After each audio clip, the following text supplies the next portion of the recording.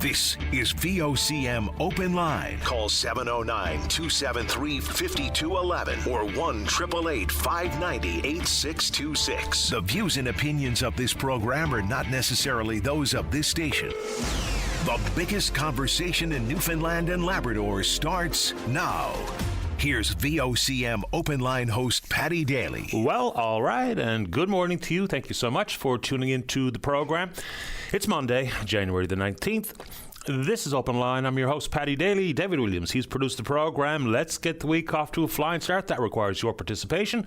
So if you're in the St. John's metro region, the number to dial to get in the queue and on the air is 709-273-5211.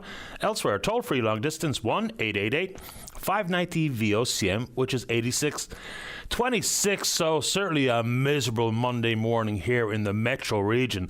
Not so sure what travel is like at this moment in time, but earlier this morning, given the snow, changing the rain, it was pretty treacherous out there. So if you're out and about, watch your bobber. All right, banner weekend for Memorial University at the AUS Curling Championships. Actually, make that a two-banner weekend. Both Team Locke and Team Perry captured the titles. Team Perry backed up their championship from last year by defending it this year. So congratulations to both the men's and the women's team from Memorial University. They are the champs of the AUS rank, and now both teams, of course, off to the Nationals. All right, good for them. Newfoundland Regiment, man, looking good. Extended their home winning streak to 7 games with an 8-4 victory on Friday night over the Oceanic, the Rimouski Oceanic. So at one point it was 8-1. Rimouski popped off 3 quick ones, but an 8-4 finish. 8 goals is the most scored by the regiment in a game this year. So they're looking pretty strong. I was following along with the Women's World Under-18 Hockey Championships. And as usual, Canada and the United States were absolutely pummeling their opponents all the way to the gold medal match, which happened yesterday. And the States got us again. A 2-0 victory for the Americans. And there you go. And I remember this actual announcement on this date in 2013. Lance Armstrong, who was once one of the darlings of the sporting world, and of course his dominance at the Tour de France in particular, put him on the Wheaties box and put him in the headlines all over the globe. And then he finally, after denying time and time again, he finally, on this date in 2013, admitted to doping in all 7 of his Tour de France titles. And then, of course, the disgrace and shame that followed.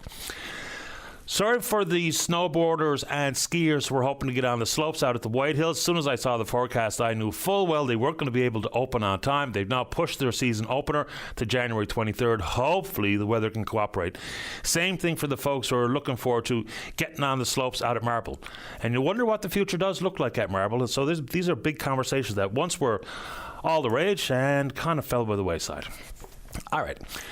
So the new urgent care facility up on Stavanger Drive, and there's a building actually complete in the west end of St. John's, but they don't have the staff for it, so now it's just a building. But the urgent care facility, of course, open for a variety of reasons, trying to expand access to primary care and, as we were told repeatedly, to reduce wait times in emergency rooms. So it sounds like another complementary offering in the healthcare system, and hopefully it does indeed work, and hopefully at some point in the future it will see a decrease in wait times. But if you listen to an actual emergency room doctor, that's not the case. All right, so let's get this gentleman's name right here. So his name is Dr. Scott Wilson. He's a member of the Canadian Association of Emergency Physicians. He's currently working at St. Clair's Mercy Hospital.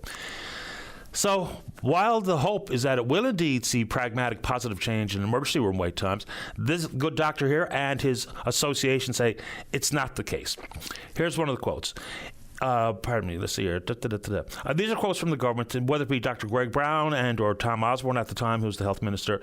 An urgent care centre reduced the kind of backlog and clog in emergency departments. For so long, folks with a very acute illness, it should improve access for them too. So this is good news all the way around. All right, now Dr. Wilson says it's absolutely a good thing, but he says, and the research shows, as per Dr. Wilson, it won't reduce wait times in emergency departments because patients who need urgent care or primary care aren't causing the problem. He goes on to say that the root cause of all these issues is the overcrowding in the hospitals, period. We've talked about this from different angles many, many times in the past. So he says the problem isn't waiting rooms filled with patients who don't have family doctors or don't need emergency care. Wilson says the research shows those people account for less than 5% of the people who show up in emergency departments. So again, he goes on to reiterate, it's the overcrowding. Here's a quote from the good doctor. Over 90% of the beds designed to see emergency room patients are filled with admitted patients. So we simply cannot do the job that we're expected to do when we don't have the space to do it because of overcrowding. That's what's causing long wait times. The fact that we don't have beds to admit people to. All right. We hear stories from around the country, very similar stories in every single province in the country, about wait times in emergency rooms. You hear the stories being shared where one person or another with an extended wait has died in the waiting room. Those types of terrible, tragic stories. So I've long thought and said this out loud, and have been receiving some pushback on it. It kind of feels like a sharp focus on long-term care and acute care beds to make sure the staffing is up to par in those particular settings would be probably the best contributing factor to reducing emergency room wait times, so that folks aren't on gurneys in hallways. And the same thing would go, I think, for some of the patient offload that we hear the paramedics talk about so constantly and consistently. So, look, the expansion of collaborative care clinics, the hopeful nurse practitioners hanging out their own shingle and charging MCP, and yes, getting it right in long-term care. Look, urgent care facilities, they all sound like, they're pieces of the puzzle. And don't take it from me, I don't work in an emergency room, but Dr. Scott Wilson does. So how do we approach what is coming directly from people on the so-called front lines, or the actual front lines of emergency room care? So not surprised to read that story, but there it is, and we'll keep an eye on it. Your thoughts? All right. So last Friday, Provincial Court Judge James Walsh has extended the psychiatric assessment for Mitchell Rose another 26 days. Mitchell Rose, I think this is a big system story as much as it is about Mitchell Rose. And yes, the 3 people who were attacked by Mitchell Rose, and as a result, injured, and consequently, he's facing 3 charges of attempted murder. So insofar, and we hope that those who were attacked are recovering physically and mentally. But it becomes a larger conversation. I think NL Health Services has acknowledged that if there needs to be changes, we're going to have to change them. So we know that a psychiatrist had placed Mitchell Rose in a community treatment order.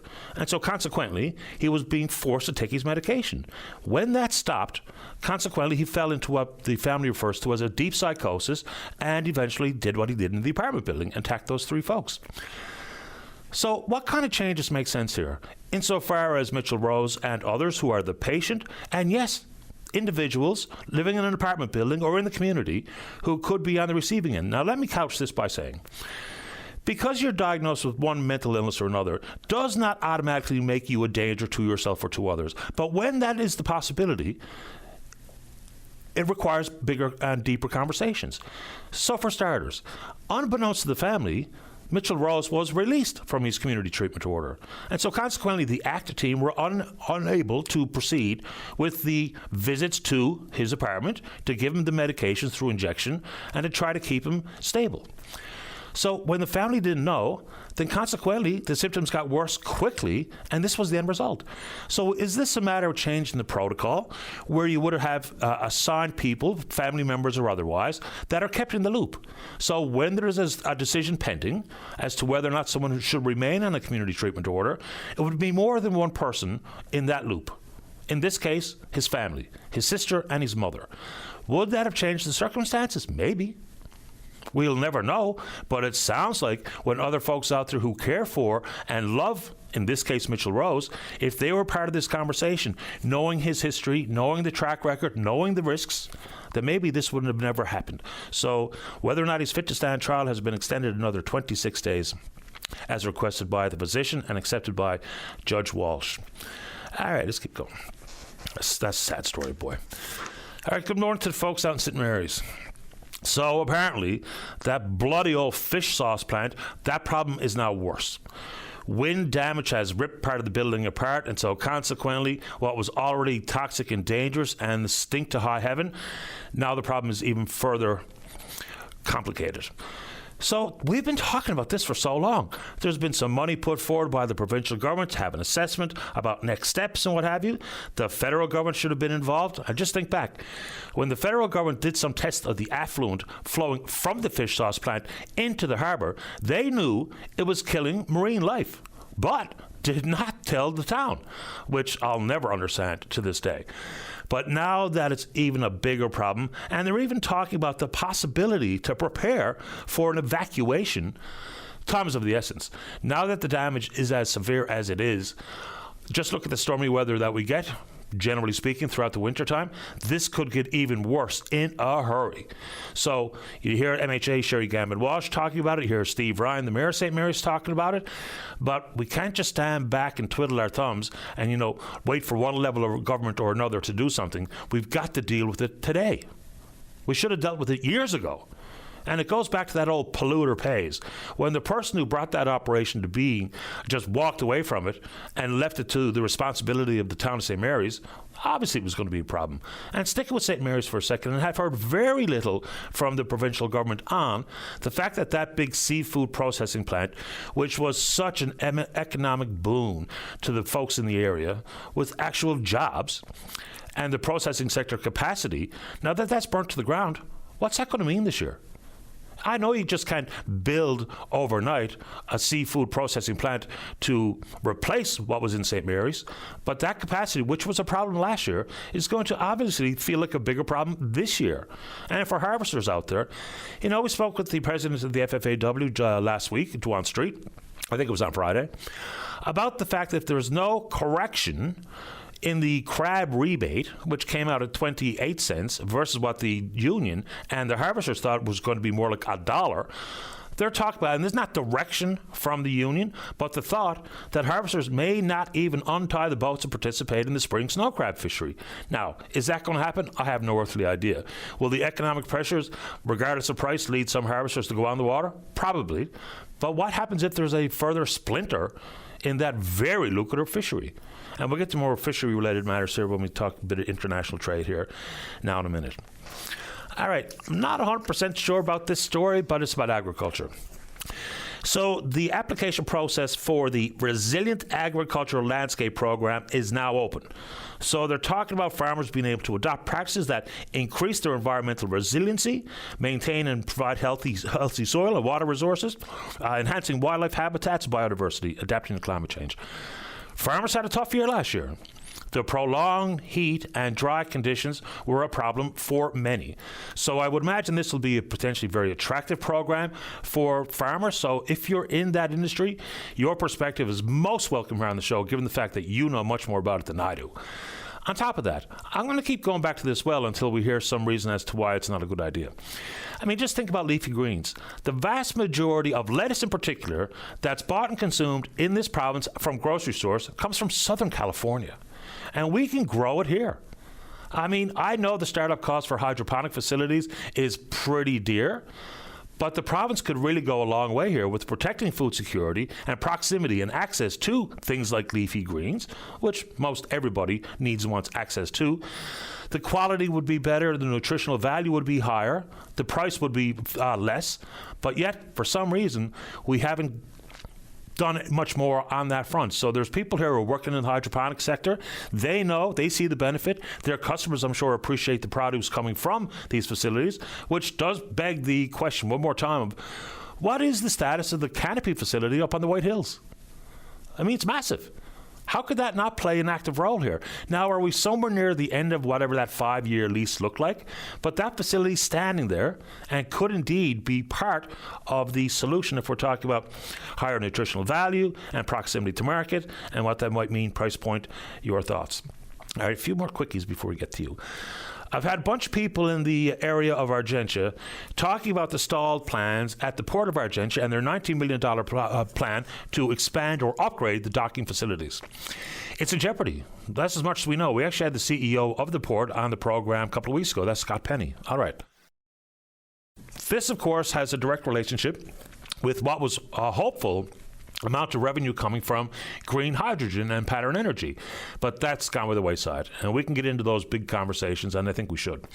So there's some $53 million been brought forward and committed to by the province and the federal government. But the remainder is now lost because of no green hydrogen. They're not proceeding with that particular plan. So the folks out there who were really hoping for this expansion and the economic upside that comes with it, wondering why Placentia is not playing a more important role here in trying to fill that short gap or the shortcoming. So about 20% of the revenue generated at the port, gross revenues, is paid to the town. Last year, the port paid around $1.6 million in municipal taxes, and that's out of the town's $7 million budget. So the mayor goes on to say, look, if I give you a break, what about all the other businesses? The economic reality here is, short-term pain and having to say no to other entities, and I'm not involved with leadership of the town of Placentia, but you wonder if that project is going to be shelved in full, because that money from the provincial and federal governments, the $53 million, that's going to dry up. And so then what? So those people who have been emailing pretty frequently on that front wanted that back out there this morning, so there we are. All right. Not even sure where to begin with this. Trade. Okay. So, last week, we were told that Prime Minister Carney had agreed to a deal in principle with China. All right. So, we know that China and their intervention and meddling in this country is a problem. Whether it be about elections, whether it be what people refer to as these Chinese police stations and the way they browbeat the Chinese diaspora, is a problem. The amount of fentanyl contributed in the precursors coming from China is a huge problem. So all the while where we were talking about the need to diversify markets, now all of a sudden, the deal has been struck with China, an agreement in principle. Okay. It's remarkable to me that when Donald Trump signs deals in China like he did in 2025 in November, and then consequently in Qatar, where Prime Minister Carney just left, is all of a sudden that was master negotiations and statesmanship. And now this deal apparently makes us all communists. All right. So, insofar as the auto industry goes, Doug Ford hates it. There's a cap of 49,000 electric vehicles from China, the BYD model. They have about 100 different brands of Chinese-built, manufactured electric vehicles. So 49,000 will be allowed, that's the cap, to be sold in Canada. So Canadians buy somewhere in the neighborhood of 1.8 million vehicles per year. So this is less than 3% of the entire market. It's going to be more affordable than the Tesla. The BYD and Chinese electric vehicles are the biggest selling EVs in the world. So, should we be dealing with China? I don't know how we couldn't. And especially for Americans who are now ostracizing us because of this deal, the Americans just signed a big deal with China. China's either somewhere in their top 3 trading partners for the Americans. Investment from China into the United States, it absolutely... it was somewhere in the neighborhood of $2 billion last year, about a couple $100 million in Canada last year. So what is it and where are we? So the Americans at this point, unfortunately, look, they are our most important trading partner. Of course they are. And they should have been into the future. But the fact of the matter is, doesn't matter if you appreciate, applaud, or a fan of Donald Trump, the fact of the matter is they've proven themselves to be completely unreliable. And you can't even trust them anymore at all. Look no further than all of a sudden, given the hissy fit over Greenland, which we can talk about as well, is when the Danes and the Greenlanders and other European countries refuse to capitulate, all of a sudden tariffs again. So all of this stuff about the tariffs are trying to bring jobs back to the United States. Come on, let's just be honest with ourselves, regardless of what you think of Donald Trump, is because of that and not being given the Nobel Peace Prize, all of a sudden tariffs. 10% kicking in on the 1st of February, going to grow to 25% in June because of this. American presidents since Truman have wanted more control over Greenland. But there's no reason why they just can't expand their military presence in Greenland based on treaties that are in place. Oh, and the electric vehicles, it got away from me for a second. So the security risk associated with the Chinese-built electric vehicles, it's a good conversation, and we should be having it. So there's some things that we need to understand a little bit clearer. So they have the ability to collect extensive data, whether it be audio, video, location, but then personal info, biometrics. So cameras and mics and connectivity sharing information back with China. A couple of really important things. Their ability to collect biometric data, which is fingerprints, facial scans, other personal information, driver's license, credit cards, insurance, vehicle data, which I don't think is the biggest deal, but then the connectivity piece. They have the ability, as far as I can tell, to scrub your personal information via Bluetooth to get into your phone. So these are huge problems. Now, as a national security risk, what exactly is it? So, is there a form of, not to be hyperbolic, espionage that could be conducted because of these Chinese vehicles? Are there laws that could be implemented in this country, like in Australia, where some of the more sensitive data has to be stored locally as opposed to transmitted back to China? But how do we not expand trade markets unless we're looking for trading partners? And again, just for consistency and to try to deal with some of the unbelievable hypocrisy, when the Americans sign a deal in China and in Qatar, it's masterclass. When we do it, all of a sudden, we're all communists, right? I'm not sure what to make of it anymore. And all this bit about the Board of Peace, I think we should stay away from that, to be honest. So to get permanent membership of this Board of Peace to deal with Gaza comes with a $1 billion price tag to be managed by Donald Trump, with access and complete control over that money by Donald Trump. I'm not so sure that makes a lot of sense for Canadians. If we're bemoaning the fact that we're sending a humanitarian aid to countries around the world, boy, but I mean, where do we start the conversation about trade? Yes, it would be awesome. And yes, the Prime Minister ran on his ability to get a deal with the United States, but the United States just signed a trade deal with the European Union and tore it up over things like Greenland and Nobel Peace Prize. And it's a wild time to be alive. We're on Twitter. We're VOCM Open Line. Follow us there. Email address is openline@vocm.com. When we come back, let's have a great show. That only works one way. You in the queue to talk about whatever's on your mind. Don't go away. Welcome back to the show. Let's begin on line number 3. Don, you're on the air.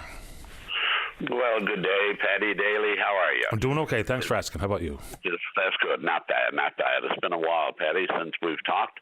But I'm phoning in today I'm a membership chair with the St. John's Lions Club. And we're trying to recruit some new members into our club. So to do that, we're going to have an open information session at the St. John's Lions Club, just off Mayor Avenue there by the Remax Curling Center, this Wednesday evening at 7:30. And we're encouraging anybody that's out there that likes to try to help out people a little bit, likes to be involved with the service industry, or the service projects, to come along and listen to some of the stuff that the St. John's Lions Club is involved with, and hopefully come out and join us to help the community with the various activities that we're involved with. I think service clubs across the board are kind of struggling to bring in what they refer to maybe as new blood. It used to be not only to do, service projects to help the community, it was also a great networking opportunity for folks in the business community. I'm not so sure what's replaced that, but I hear from people, whether it be Rotarians or Lions or otherwise, and it's just not the kind of the steady stream of new people coming into the clubs, unfortunately.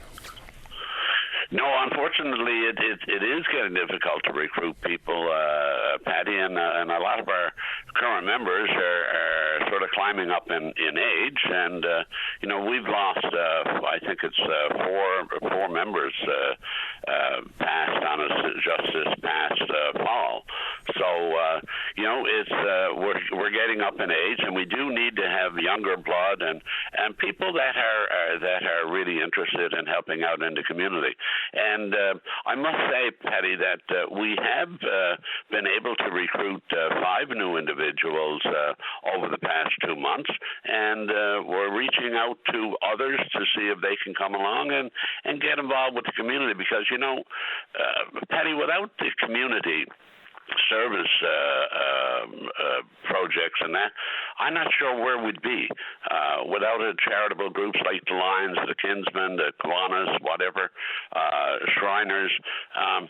We do an awful lot to help out the community in so many ways, and so we'd like to, if anybody's at all interested in thinking about helping the community in some way, to come on out on Wednesday night to the St. John's Lions Club. We'll give you a little bit of information about the various projects and activities that we are involved with and have been involved with in the past, and hopefully encourage you guys to be able to participate a little bit more. You know, Patty, St. John's Lions Club, we were formed in 1948, and one of the first things we did was to sponsor the 510 Air Cadet Squadron, and we are now the longest-standing continuous sponsor of any cadet program in Canada. We've been sponsoring the 510 Air Cadets ever since 1948. Back in 1950-51, our Lions saw a need to be able to help the recreation needs of the city, and as a result, the St. John's Lions Club were the ones that started the fundraising activities to build Memorial Stadium. And then again in I think it was mid-50s, 55 or 56, we started an initiative, and the Bannerman Park swimming pool was built by the St. John's Lions Club. So we've got a long-standing record of helping out in the community in so many ways, helping the blind and visually impaired, helping single-parent families, and Ronald McDonald House, and so many other needs. But we can't do it alone, Patty. And so if people are out there that are at all interested, we'd really love to get the opportunity to sit down and talk with them, let them know what we're at, and hopefully have them help us to help the community. Hear, hear, John. So what do you want people to do? If they can just come along to the St. John's Lions Club on Wednesday night, this Wednesday, January 21st, at 7:30. We'll be sitting there waiting for people to come along and get a little bit more information. The St. John's Lions Club is located just past the Remax Curling Center off Bonaventure Avenue and Mayor Avenue. So come on out and, share some information, hear about what we do in the community, and hopefully, join the world's largest service club. We currently have 1.4 million Lions across this globe, Patty. We're the largest service organization in the world, and we just love being a part of helping the community in whatever way we can. Don, nice to have you on the show again this morning, and good luck with the on Wednesday night. Hopefully people show up in droves. Thank you very much, sir. I really appreciate it. Good luck to everybody, and Happy New Year, by the way, Patty. A little late, but Happy New Year all the same. Thanks, Don. Same to you and yours. Thank you. You're welcome. Bye-bye. All right, let's get a break in right on time. Don't go away. Welcome back to the show. Let's go line number 2. Colin, you're on the air. Good morning, Mr. Daly. How are you this morning? I'm doing okay, thanks. How about you?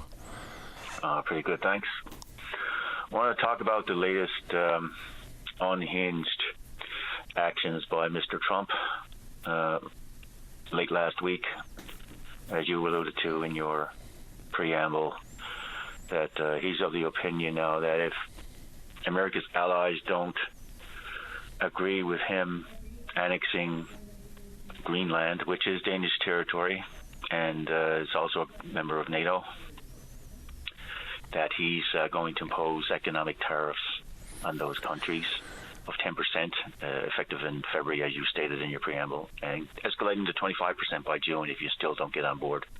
Just very quickly, so whenever I mention the president, of course, I got a steady stream of emails with the old, your TDS is getting out of control and that kind of stuff. I always reply, just ask, what did I say that's incorrect or not accurate? And I'm happy to take that type of feedback. TDS, I find it a bit of a lame swat, to be honest. And people also say, well, who cares? Why do we talk about Greenland? Well, because of the obvious. We already have members of the Canadian Air Force there doing NORAD exercises, not NATO exercises. We've got European countries sending military there for training exercises. The Prime Minister is considering whether or not to send more Canadian troops to Greenland for training exercises. So the reason we mention it is because we are in NATO, and if there's ever, God forbid, military action imposed by the United States in Greenland, here we go. So, I mean, I used to think it was kind of even possibly a silly conversation. Same thing with the annexing of Canada. But what we thought was really quite silly is now getting closer to reality. It's kind of hard to believe, but that's why I talk about Greenland, because it has direct implication in this country. Absolutely.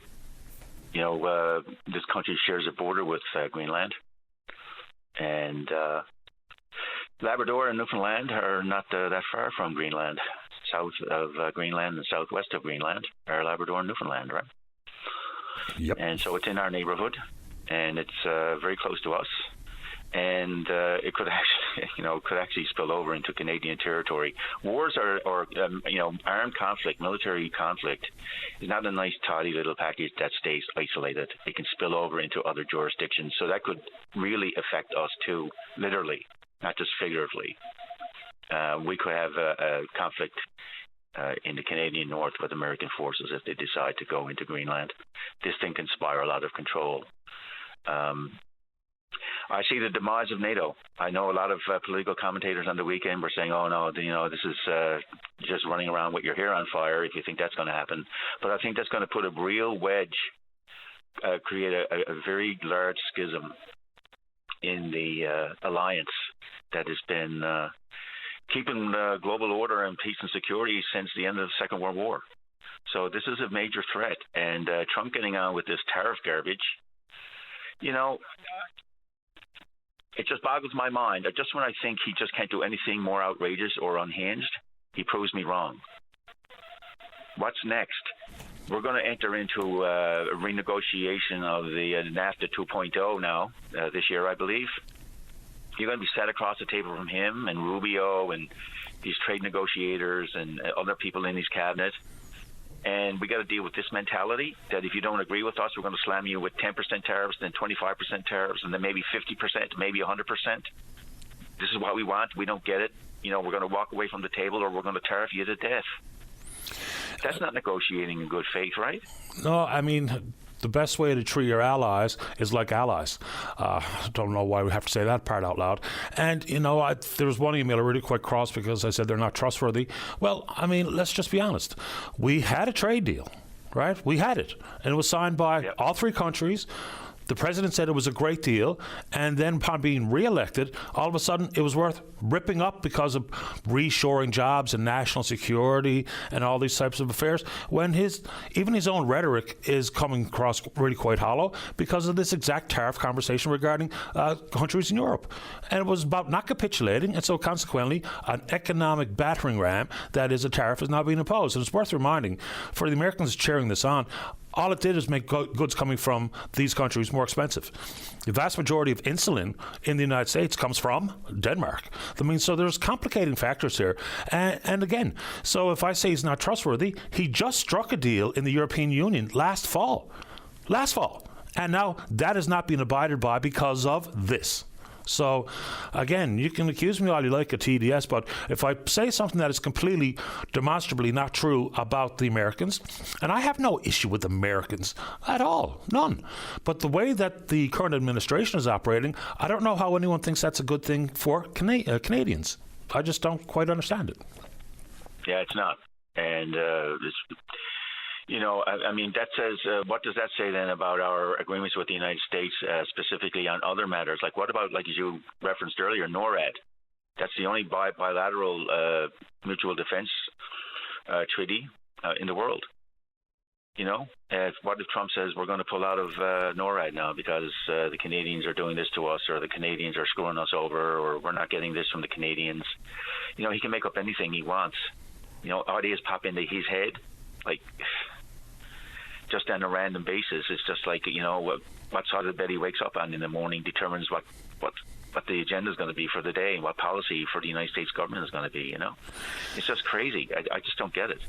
Yeah, and this unfortunately gets boiled back in some corners as a left versus right, which kind of gets pretty tedious after a while, because just a careful reminder is that whatever party or individual that you support, if you think they have all the answers, you're just wrong, because there's nobody in any political party in the developed first world that has all the answers. It's just not a thing. And every, talk about Arctic sovereignty and what have you, the integrated defense mechanisms in this world regarding America and its allies inside of NATO is well understood and beneficial to all, including the Americans. And at the same time, the thought that, well, Russia or China are going to invade Greenland, no, they're not. I mean, history's pretty clear on that front. You don't see China or Russia want to attack a NATO country because of Article 5. And at the exact same time, talking about Russia's interference in Greenland and what have you, this is already understood and documented as well, is that the Americans are working with the Russians regarding Arctic energy deals. So which is it? We have to start picking lanes here. And we can't be so unmalleable that a certain consequential starting point of thought is something that people are unwavering on. Things are changing very, very, very quickly, like at breakneck pace. It's extremely difficult to keep up with it all, but it all has real life implications. Even if we're all just, for the most part, I like to believe that social media is not necessarily the real world. I think most people are just trying to go about their regular lives, get up, go to work, pay the bills, take care of the kids, take the dog for a walk, and try to ignore a lot of these things. But they're coming home to roost so quickly that I think we ignore it at our peril. Absolutely. And the other day, Trump's nominee to be for United States ambassador to Iceland made a comment that he later apologized for and said it was in jest, but he said Iceland should, and I'm paraphrasing here now, but Iceland should is going to become the 52nd state. I saw that, yeah. And then he had to walk it back a couple of hours or a day later. This is the guy you want to be your top diplomat in Iceland, and he's just shooting off his mouth. Well, the American ambassador to Canada is really quite harsh when talking about relations with this country, too. He doesn't sound like a diplomat. He sounds like a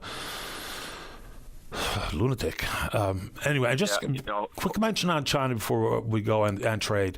It is kind of remarkable. There's some of the premiers in the country that are speaking out very much in support of what happened here, including very conservative Premier Scott Moe in Saskatchewan, very conservative Premier Danielle Smith in Alberta. They're appreciative of this and talk about, what's the big deal regarding canola and all this. The canola industry in Canada is worth somewhere in the neighborhood of $44 billion, over 200,000 jobs, over $16 billion in wages. Those farmers were begging for relief, and they get it, and now they're being applauded. Don't take it from me, Doug Ford's mad because of the auto industry in Ontario. But when highly conservative, deeply conservative premiers like Smith and Moe are thinking this is a good idea, then I just don't know how we've arrived at these, lines not drawn in the sand, but chiseled in the concrete, where so many people are afraid to even put their tiptoe over one side of it or another. But anyway, complicated world. Last thoughts to you, Colin. No, you're absolutely right. And as the Prime Minister said, I believe it was yesterday in Qatar, that he's got the tariffs knocked down on canola, and the EV cap from China is at 3% of the Canadian market, which is what it was before the tariffs went in place. So it's back to, I think, 2018 or 2019 levels. 2023. Or whatever, I can't remember now, but back to what the levels were. So, it's 49,000 vehicles out of, like you said, 1.8 million or 2 million vehicles a year. And Ford is going off the head. When you're in trade negotiations, if you're the Prime Minister of this country, you have to act in the national interest. And I understand Doug Ford is looking out for Ontario, but Doug Ford's not looking out for the national interest. He's the Premier of a province. Yeah. Carney has to deal with Xi and Trump and the others, and he has to act in the public interest for the nation as a whole, right? Yeah, no, I don't dispute the side of the coin where people are wondering about data safety and security regarding these Chinese vehicles, but at the exact same time, the Teslas that were built in China have very similar components and capacity, so I just think there's a lot of hyperventilating, and, let's just get down to brass tacks, and some of the serious issues like data security, let's talk about it. It's important. I agree.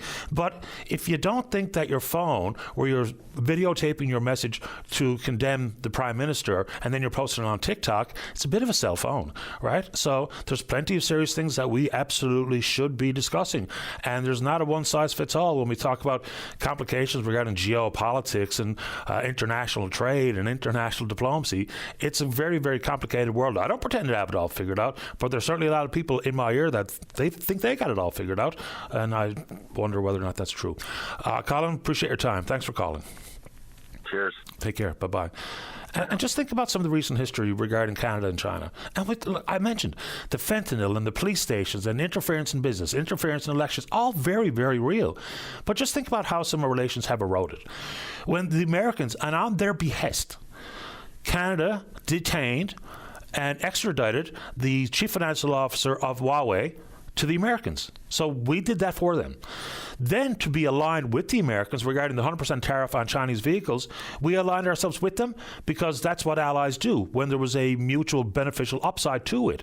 And as a result of the Huawei issue, then we saw Michael Korvik, Michael Spavor detained, extended detention in China as a direct aftermath of these things. So, you know, the relationship with China is never going to be cozy, nor should it be. We should not be talking about security with China. I mean, some of the announcements from the Prime Minister included, you know, cooperation with the Chinese on issues like fentanyl. How that works, I don't know. But in addition to trade, has a whole lot changed based on that agreement in principle with China last week? Your thoughts. Let's get a break in. Don't go away. Welcome back to the show. Let's go to line number 1. Say good morning to the president at the Positive Thinkers Club. That's Deanna Han. Deanna, you're on the air. Hi, everyone. Thank you for tuning in, and thank you, Patty, for this opportunity. Yes, I'm honored to be the president of the Positive Thinkers Club. It's a legacy of positivity, actually, for over 36 years. We will be celebrating our 37th year in February. But right now, we are struggling to keep this nonprofit alive because some of our board members have health issues, they have challenges, they're getting older, and they want to pass the torch on to someone else for some active roles. But not only that, we want to expand our club because it truly has saved lives. And I've talked to people being president that they said it was so uplifting to come here. We hear stories of hope, resilience, and the power of positivity. And we truly need your help to keep this legacy alive. For me, I'm just going to share my story. I battled cancer in 1997. This community of positive thinkers was my pillar of strength. It was a place where I could share my story of what I went through, which I'll just call finding my light in my darkness. And that's the type of guest speakers that we have lined up for this year. We've got 6 months already lined up of speakers, but we need someone who has some accounting skills, secretary skills, and good penmanship, as well as a few tech skills. There's a lot of young people out there with tech skills, and some of our older members would like to learn some tech skills. So the club is truly amazing, and I could go on and on about it, and I'm trying to keep this club alive because it has so many benefits, and God only knows right now that the world could do with some more positivity with everything that's going on. And there's people with depression and anxiety that just love to come to our club to get that, I'll call, uplifter moment to take out into the world to spread even more positivity to their friends and family. Yeah, we had Dave Radofsky, one of the co-founders, him and John Snow. Dave was on this program a few months before Christmas talking about the club. So let's hope that folks with these skills that you spoke about want to come forward to be part of the Positive Thinkers Club. Absolutely. And by joining our club as well, you know, you get a lovely breakfast. You come away with that positive feeling. You network with people, and it's always nice in this world to have those connections. And you know, not only that too, we have a library of resources that you can rent out a book. Not rent out a book, you get a book for free. You sign it out just like a library. We have free seminars where we have inspirational speakers. You even get an opportunity, if you want, to learn some public speaking and practice it. And we're all there to support you because we're so positive. So that's just a few things. It's a pretty good message. I mean, we all know this to be true. Positivity breeds positivity, just like negativity breeds it as well. So when you're surrounded by people on either side of that spectrum, it has a direct impact on your mood and your mental anxieties and or your mental positivity. So there's a lot of upside to this for sure. Any other message you want to share here while we have you, Deanna? Well, we have our breakfasts the last Saturday of every month at the Royal Canadian Legion. And, you know, if you join our club, you get a discount. But if not, you know, you still get to come for the breakfast. You can try it out and see if it's your thing, and then you can decide to join. So our next breakfast is January 31st. We have a lovely, she calls herself a nerdy nutritionist, and how she was able to help with her health and immunity through her program. So she's sharing her journey and some perks about that. Who wouldn't mind getting a little bit of that positivity starting off in January 26th after all the turkeys we've eaten and all the sweets? So, yeah, so this is an invite, actually, to anybody in Newfoundland and Labrador who's coming in here, even if they have to go to the health sciences for a doctor's appointment. If you want a bit of positivity, this is the place to go, and we're there to embrace you and lift you up. So, love to see you there. Deanna, which branch of the Legion do you host the breakfast? It's at Pleasantville. Okay. Yep. Down on the boulevard, right. I just thought I'd make that point because that's branch 56, because there's a bunch of different legions in and around town. It's nice to have you on the program, Deanna. Good luck. Thank you so much. And our breakfasts do start at 10 o'clock, but come a little early if you want. And thank you, Patty. Have a wonderful, positive day. The same to you. Thanks very much. All right, bye-bye. Deanna Hand, the Positive Thinkers Club. All right, very quickly, Effie, you stay right there. We'll hang on and get your call after the news break. And, you know, in the world of positivity, we could all use a little bit more positivity, right? But today is what's known as Blue Monday. It's typically the third Monday of the month of January. So it's not based on science or anything. It was based on a travel company actually branded this in a marketing campaign back in 2005. You know, but it's characterized by a few things. So the post-holiday slump kind of kicks in, then the winter gloom, and maybe your resolutions have gone by the wayside. Then you're starting to get your bills from the Christmas and holiday spending that many people engaged in. But one reason I put it out there is that even for mental health care experts, they do indeed still use this day pretty much to highlight the seasonal affective disorder, which is real, and talk about self-care throughout the year. Self-care on that front is, again, nothing's very simple here, but, you know, it can include a bit of positive thought. It can include a bit of outdoor recreation, what have you. But, yeah, it is Blue Monday. Try not to recognize it, but it does indeed highlight what people refer to as the seasonal affective disorder. Let's get a break in for the news. When we come back, ton of time left for you. Topic up to you. Don't go away. Welcome back to the show. Let's go to line number 3. Good morning, Effie. You're on the air. Good morning, and how are you today? I'm doing okay, thanks. How about you? Oh, I'm better today than I was yesterday. I had to send a big bouquet out to a lady in Flat Rock and her sister who came through as true, honest Newfoundland people. I was at the mall, and I had a little card holder thing in my purse. I took it out to give my friend a card out of it. And when he went and paid for whatever and delivered to the car, when he came, I said, "Where's my thing?" And he said, "I give it back to you." And I don't know if he did or if he didn't. Anyway, I must have laid it down somewhere. Anyway, I went through the store 3 or 4 times at the one I was in and could not find it. I went up and, said to customer service, anyone turn anything in? No. Anyway, I was pretty upset because it was my social insurance, my bank cards, my driver's license, my MCP, anything that I was owner of in a card I had in that container. Anyway, I said to my friend, take me home. I got to get home. I'm upset. So anyway, when we're almost home, the phone rang in the car.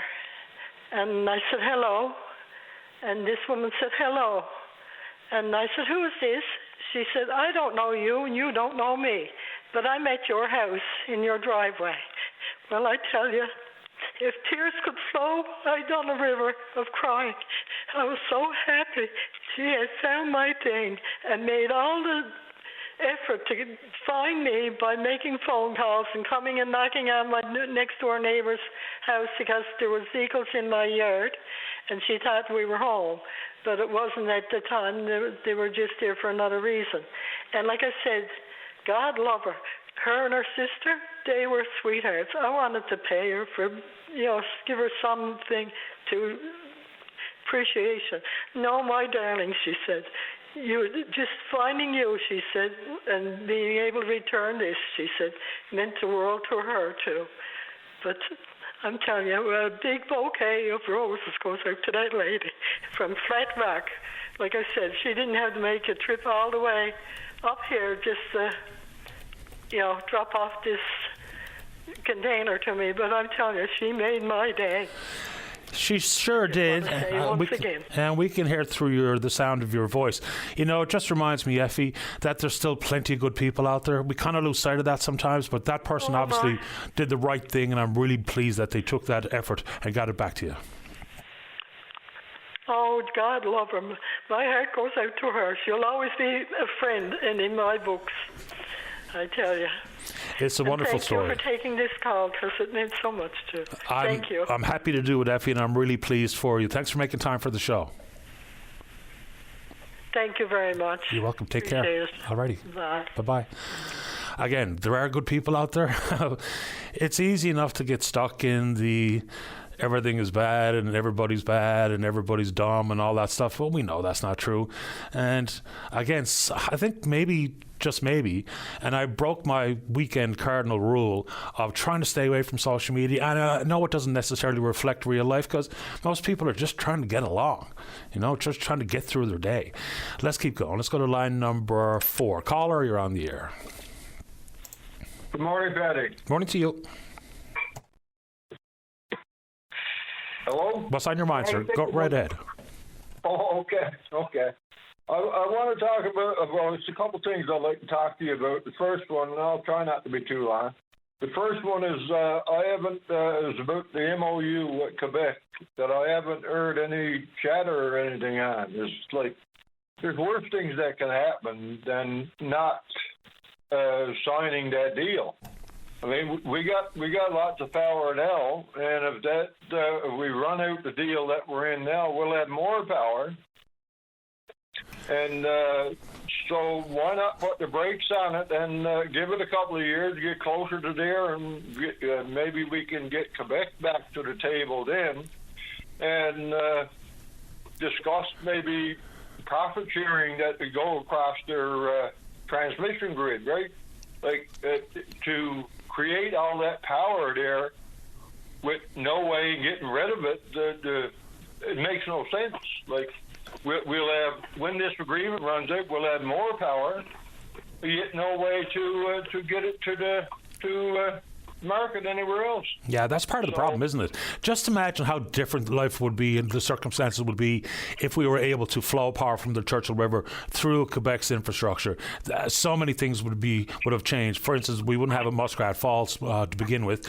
But the 2041 implication, the reality is we don't get extra power in 2041. It's just an opportunity to renegotiate price. So the equity stake between CFLCO and Hydro-Quebec will remain the same. It would be be their just next opportunity to negotiate price. And then even if there was no deal to be struck then, we'd still have, for all intents and purposes, a stranded asset, because you're 100% right. There was no way to get it to market at this point, at this moment.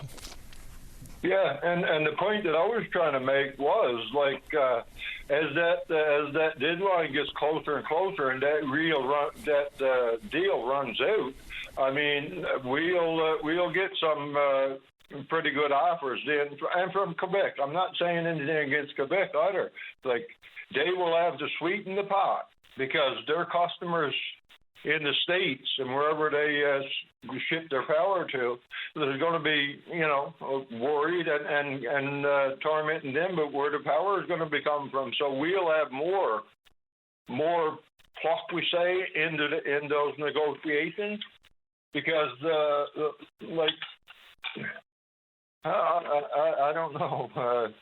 To me, it would make sense to put the brakes on the deal right now, because all of Newfoundland is all stressed out over, well, maybe we should sign this, but there's really no need of it. We've got through, for the past 40 or 50 years, or however long the agreement has been, and like I said, we got lots of power. Our problem is not being able to ship it out. So maybe we should wait until, or try to negotiate a profit sharing in the Quebec grid to get the power to other areas, Yeah, I don't know what the world's going to look like for power generation come 2041. I don't think anybody really does. And, industrial strategy in Labrador, has that been a prominent part of this conversation? I'm not even sure it does. But I think the new panel, so there's no rush into a deal at this moment in time, given the fact negotiations have pretty much stalled while this next review is being undertaken. So I think hopefully this next panel is going to be able to evaluate things a little differently than the first panel, because they have such a narrow mandate to review. So things could change here. There might be federal investment in Quebec's transmission. That changes things. This project may indeed land on the Major Projects Office with some maybe federal implication. That changes things. Prime Minister Carney, just like prime ministers before him, have talked about creating an east-west energy grid. That changes this too. So there's lots to consider here. So I don't think there's any rush. In fact, I think, the brakes have been put on pretty aggressively at this point.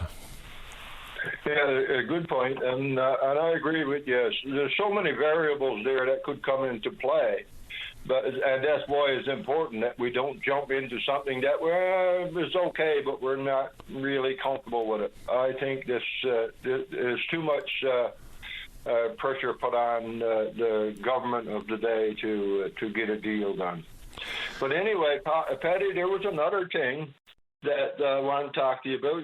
I remember last week, last week, you were talking about the grants that was out there for the low-income people. Well, there was one grant, the Healthy Living one or something like that, Healthy Living at Home, but the other one you said didn't have to be applied for, and it would be coming with the GST. So I being in the middle of that, the threshold, we say, for the receive that, I made some calls, and I wanted to know why I didn't receive it. And I was talking to 2 or 3 people in Ottawa, because if it would be going on the GST, they would have to know about it, since they do out the checks, don't they? And so oh my goodness, I was on the phone forever so long. And then I ended up talking to 2 or 3 people in the Newfoundland government, last of which was the Department of Finance, and they said, no, there is no such program.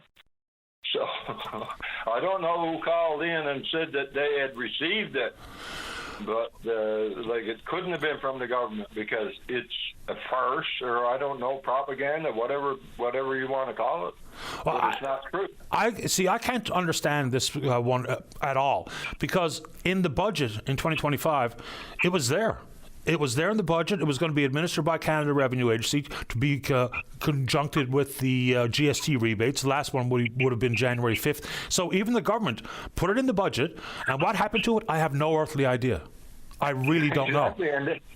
Yeah, and the ones at CRA didn't mention that at all, what you just said there. They said, no, sir, we don't have any such program on the go. So it was probably put in the budget, but it has never got put into reality, I guess, so to speak. So I don't know. I can't for the life of me understand that. Yeah. I still don't understand the people that would have called in and said that they had received it. Like, it makes no sense to me.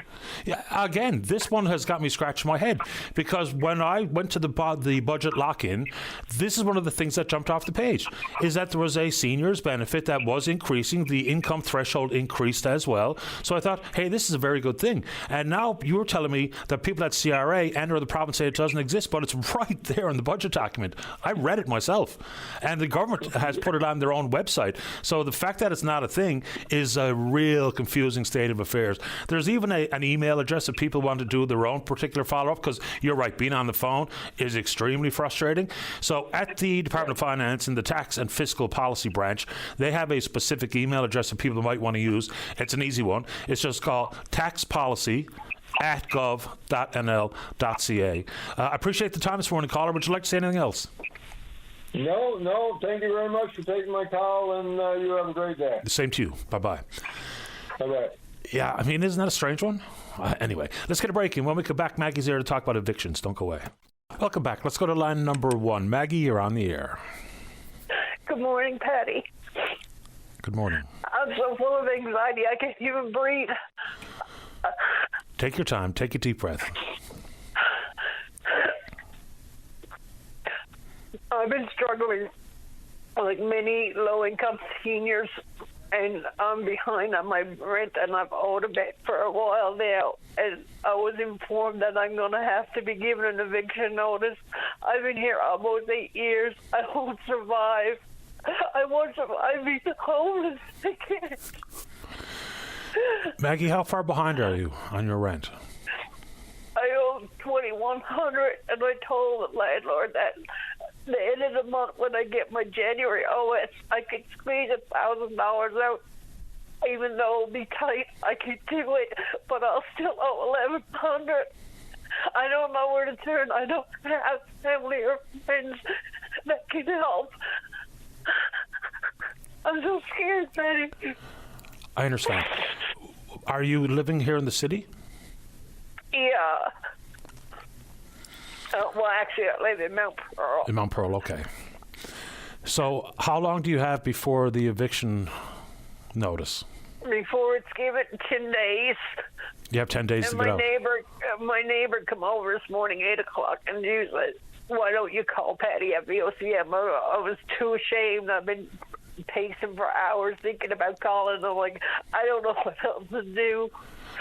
There's no need to be ashamed. It's many people are having a tough time out there. So, all right. What kind of rent can you afford? Well, I pay $800, but because I'm behind, I'm gonna have to give. I just got to give $1,000 at the end of this month. I got to. Okay. Yeah. So right off the bat, I called my MHA, and I am a candidate for a subsidy, but they might not be able to get it to me in time. I just don't know how to deal, Patty. I really don't. This is so embarrassing. Yeah, please don't feel that way. You're not alone. There's plenty of people out there listening to the program this morning that are maybe in very similar circumstances, and if not, they're close to it. So let's not be embarrassed. I was going to mention, whether or not there's any subsidies out there that can help you catch up, and maybe in your next apartment, maybe make things a little bit more affordable and easier for you. So hopefully your MHA or their assistant is working on that. So into the future, things can be a little easier. I have a couple of people that I deal with offline, off air, that are in the property management business. I don't know if they've got anything available right now. Vacancy is so low here in the city, and right around the Northeast Avalon. Well, see, I apologize for the interruption, Patty, but I don't want to leave this place. I've been here almost 8 years, in Mount Pearl is where I was born and raised. I can't see myself going anywhere else. And there's no way I'm getting an apartment for $800 a month. I know too many people are paying over $1,000 plus their utilities. I just thought maybe there might be some organization you might know of that could give me a small loan and I can make arrangements and pay it back. I don't know. If such organization exists. Yeah, I don't know who out there would have senior-specific short-term loans that are, not predatory. So I'm not going to direct you to a place where I know is a real problem for how the loans are administered and the repayment schedule. So there's maybe, you can try someone like Connections for Seniors. It's an organization in the city of St. John's. They do deal with housing-related matters, so you could probably try them. I can try to find your phone number quickly if you want. Oh, but again, they just wanted me to move, and I know maybe it might sound like I'm being ungrateful for your advice, but I can't see myself moving out of here. My anxiety and depression is just too intense right now, and I can't see it happening. Yeah, and I wouldn't know how to deal specifically or directly with your landlord in an effort to keep you in the home. Obviously, they made up their mind, given the fact that you're behind on rent, that they're going to evict you, and I'm really sorry to hear it. If it was trying to connect you with organizations that might be able to help, I'm happy to try that. But he didn't say for certain that he was going to evict me. He said he was considering it, and would I or could I come up with, some extra by the end of the month. And I said, well, the $1,000 I could squeeze out. Yes, it'll be tight, but I can't come up with the other $1,100. It's impossible. It's not realistic.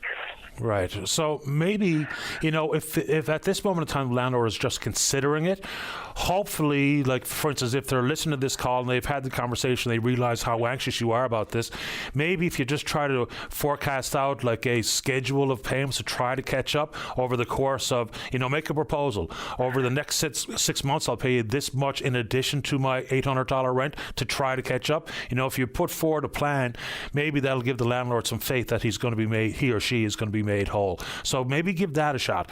And if you don't have any luck, and I want you to keep me in the loop, I want you to let me know how what happens here in the future. I will. Please do. So put forward a plan and see if that satisfies the landlord, and hopefully it does. I tried, Patty. Thank you. Good luck. Let me know. All right. I will. Okay. Take care. Bye-bye. Look, I understand with landlords, they expect the rent. Why? Because they've got a mortgage very likely on the property to have to pay to the bank. So I get when landlords get anxious when the rent isn't paid. And, maybe it can work out that if she has some sort of realistic plan over the course of, pick a number, 4 months, 6 months, where she can try to catch up on that $2,100 shortfall. Hopefully the landlord is going to be able to work with her. And because we all know vacancy in this neck of the woods is extremely low. And just finding another place is easier said than done. All right, let's check in on Twitter. We're VOCM Open Line. You can follow us there. Email address is openline@vocm.com. My favorite is when you join us live on the program. Just like the callers in the queue, Joan is with Breast Friends. Sarah wants to talk about the lack of snowplow service. And Ram Dalton, we've talked to Ram in the past, talk about the over 80 Hockey Hall of Fame. As a result of our last conversation, I'm pretty sure some other nominees were put forward to the selection committee and now have been entered into the Hockey Hall of Fame. We'll get an update from Ram right after this. Don't go away. Welcome back to the show. Let's go to line number 2. Good morning, Ram. You're on the air. Hello, Paddy. Good morning. Good morning to you. I'm just calling information regard to the over 80 Hockey Hall of Fame. Mm-hmm. This year, last year in May, we had 4 people inducted. This year, there's no room available now.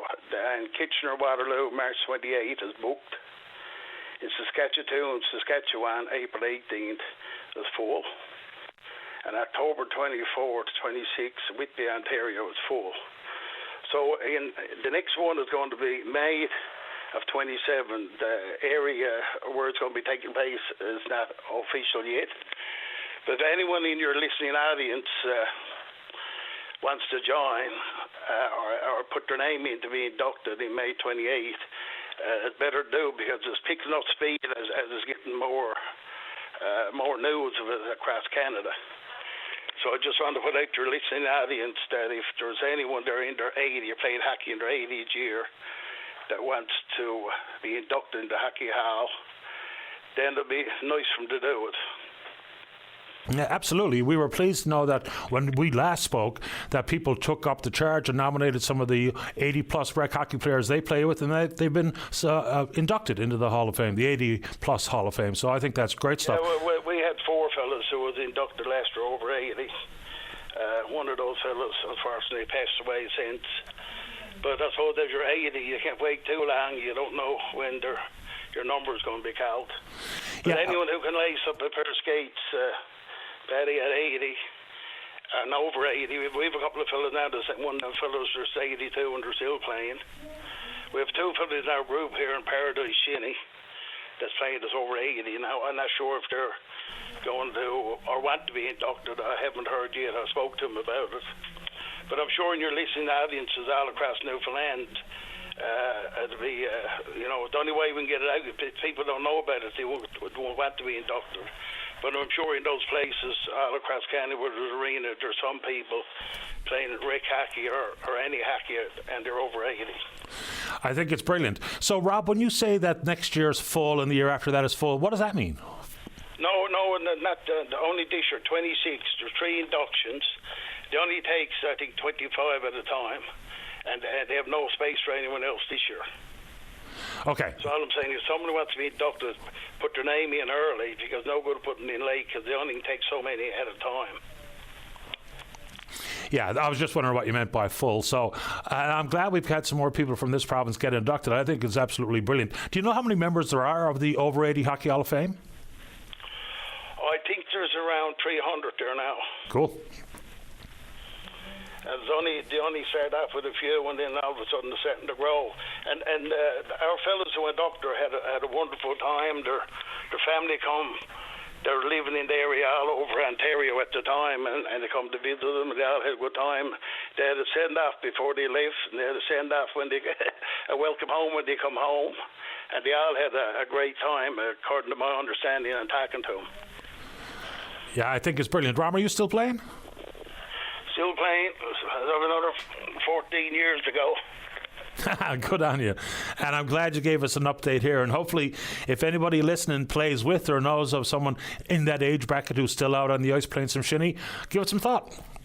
Yeah, I was trying to. I went to NTV last year one time to see if they put it out that Inspiring Newfoundland, because I thought to be no more inspiring than fellas playing hockey over 80. Absolutely. I went down there twice before the call back. I never got a shout on it. So, Paddy, it's up to you to let Newfoundland know. Happy to spread the word. I love this story personally. Yeah, and hopefully we get more people. I think they can give me a call, or they really don't have to. You go on to the Hockey Hall of Fame website. All the information is there. Applications there, what you have to do, and you just get someone to sponsor, which is no problem. Any team you're playing with can sponsor you, so it's not complicated. Don't cost a lot, but you do. Whoever's going up have to go on their own dime, because it's all not-for-profit organisation. I think it's brilliant, Ram, and hopefully people have heard the word and the update here this morning. Thanks for the call. Stay in touch. All right, thanks, Paddy. You're welcome, sir. Bye-bye. I think it's great. Great story. Let's go to line number 3. Joan, you're on the air. Hi, good morning, Paddy. Good morning to you. We were really rushed the other day, so only got about a minute word in. But anyway, I wanted to call again because our registration is not where we like to have it. And it's only next weekend that our breast cancer conference is.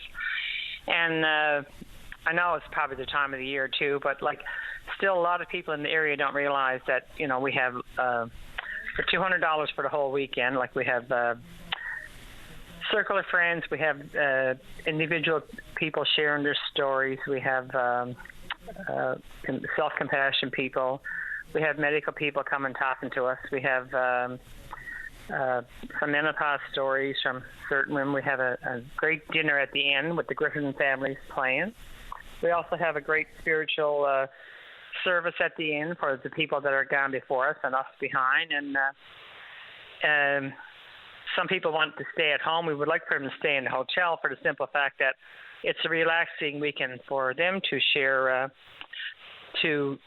with us and make new friends and get their questions answered that they have. And some people think that they're not there yet because they're just newly diagnosed, but that's the best time that we can help them, or cancer can help them.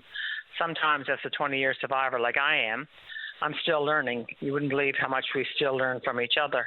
And things change so much. And some days are, really down, and people like Walk the Line can help you, how they got through it and how they managed to get as far as they are. And some of us have been diagnosed 2 and 3 times since then, and how you deal with all that. So I just wanted to get on to promote because it's probably the last breast cancer conference that will be in Newfoundland, because in St. John's they're gone to all cancers, and I think we're going to change our group in a few months to all cancers as well, because it's bad in need on the West Coast. So just wanted to tell people that the Greenwood Inn Hotel only hosts rooms till January the 22nd, and that's only a couple more days. So if anybody thinks that they might want to come, they might want to try to contact me the day or whatever. I mean, if there's rooms available, they can still, he'll hold a couple rooms till the end, because there's always someone in the end that contacts you, really needs to come or whatever. So just wanted to put it out there to share that, and hopefully more people, because the last time when I called you on the phone 3 years ago, we had a mini conference in Corner Brook. Gee, I had calls from Portabass, Port Swa, everywhere, wondering, about the breast cancer group and all that, and even some men calling about their wives. So maybe they didn't hear it that day. It was a last-minute talk show. I don't know, but I didn't get any calls actually that day, which I was really shocked at. But if we could get out there again, I would appreciate it. Absolutely, and hopefully you get the numbers. When's the deadline to have the numbers confirmed before you go ahead and pull the trigger and have the conference, I guess? Well, January 22nd, I go in and we have to pay up front for the 23 people that are already registered. And we got enough room for 100 people. But on Wednesday, when I go in and pay for those rooms, I mean, he might give me probably 5 more rooms for 10 people. But, I mean, they can't hold those rooms. They have to try to book them too, right? So basically the deadline, I guess, is this week to sign up. Yeah, well, hopefully you get the numbers you need so you can proceed with this, because it sounds like you got a pretty good event scheduled. Oh, it's a great event. There's mini massages, there's makeovers, there's nail care for them, there's hair things for them. It's a great relaxing weekend, and especially at the end where the Griffins and Friends are playing. Like, that's a great party in itself, and that's Saturday night. And then Sunday morning, get up and do the spiritual thing, and it's just, and Sherry Dean is going to be speaking, and she's such a great motivational speaker. She spoke at our conference back in 2013, and she's been to St. John's and spoke at their conferences, and she's well known all across Newfoundland, and she's a great speaker. Well, fingers crossed you get the numbers. What do you want people to do insofar as the put forward their interest in registering? Well, they can call me, Joan Penny, at 785-7465. That's my landline. Or they can text me on my cell, 632-8548. Or they can also call Shirley Porter at 785-5247. Or we do have it on Facebook. If they see it there, they can contact us there or whatever, and we can send them the application. I appreciate making time. Fingers crossed for a successful result here, Joan. And like the cost is $200, but like that's for 2 nights and all meals provided. It's going to be great entertainment. So I'd love to see a few more people come, because I know it's badly needed. I know I'll talk to a few ladies that can't afford it. There's about 3 so far, and hopefully we'll have the money for them to come as well, because even though $200 don't sound like a lot for a whole week, but some people don't have that much money either. And I think they all deserve to come, right? I agree with you, and I appreciate your time. Thanks for doing it. Thank you very much. You're welcome. Bye-bye. Have a good day, Patty. You too. Bye-bye. That's Joan Penny, Breast Friends. All right, sounds like a good event. Maybe you'll be interested in attending. Let Joan know. Let's get a break in. When we come back, Sarah's there. She's out in Sunnyside. Talk about the lack of plough service, and then plenty of show left for you. Don't go away. Welcome back to the show. Let's go to line number 4. Sarah, you're on the air. Good morning, sir. How are you? Doing grand. How about you? Well, I can tell you it's 10:48 in the morning, and Sunnyside has not seen a single plow. I have spoke with a couple of people that had to leave Sunnyside this morning. One's a nurse. She had to get to work in Clarenville this morning. She said it took her an hour and a half. Normally it'd be about a 25-minute, half-hour drive. She had to get into Clarenville, and not a single plow could be seen on the Trans-Canada either.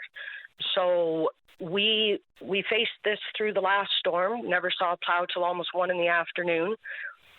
We're fit now again today. I've left phone messages, emails for our local Jeff Dwyer. Not a call, not an email back. Sunnyside has a lot of seniors, and I know for a fact some that are unwell that are getting treatments different places and doctor appointments. Can't even get out of Sunnyside this morning. People are stuck on the main hill going out of Sunnyside. My partner Danny was supposed to be in work in Arnold's Cove this morning, couldn't get there. Had to call a friend to get had a better truck to get him over there. So his employer was waiting for him, and I just think it's unacceptable that we're facing this at this time of day, and yet after the last big storm when we didn't see a single plow till afternoon time, the day after when there was nothing, they were through twice by around 8 o'clock in the morning.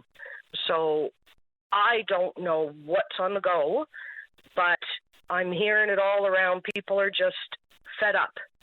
It's not safe. It's unacceptable. We got people that need to get out of Sunnyside and other towns, and you can't.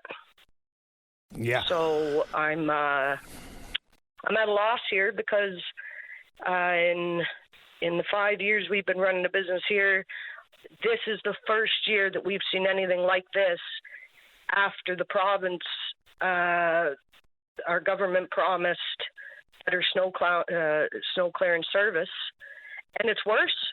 It's 10 times worse than what we've seen. I just don't know what to say. And like I said, I've left messages, emails. So where we're at with this, I have no idea.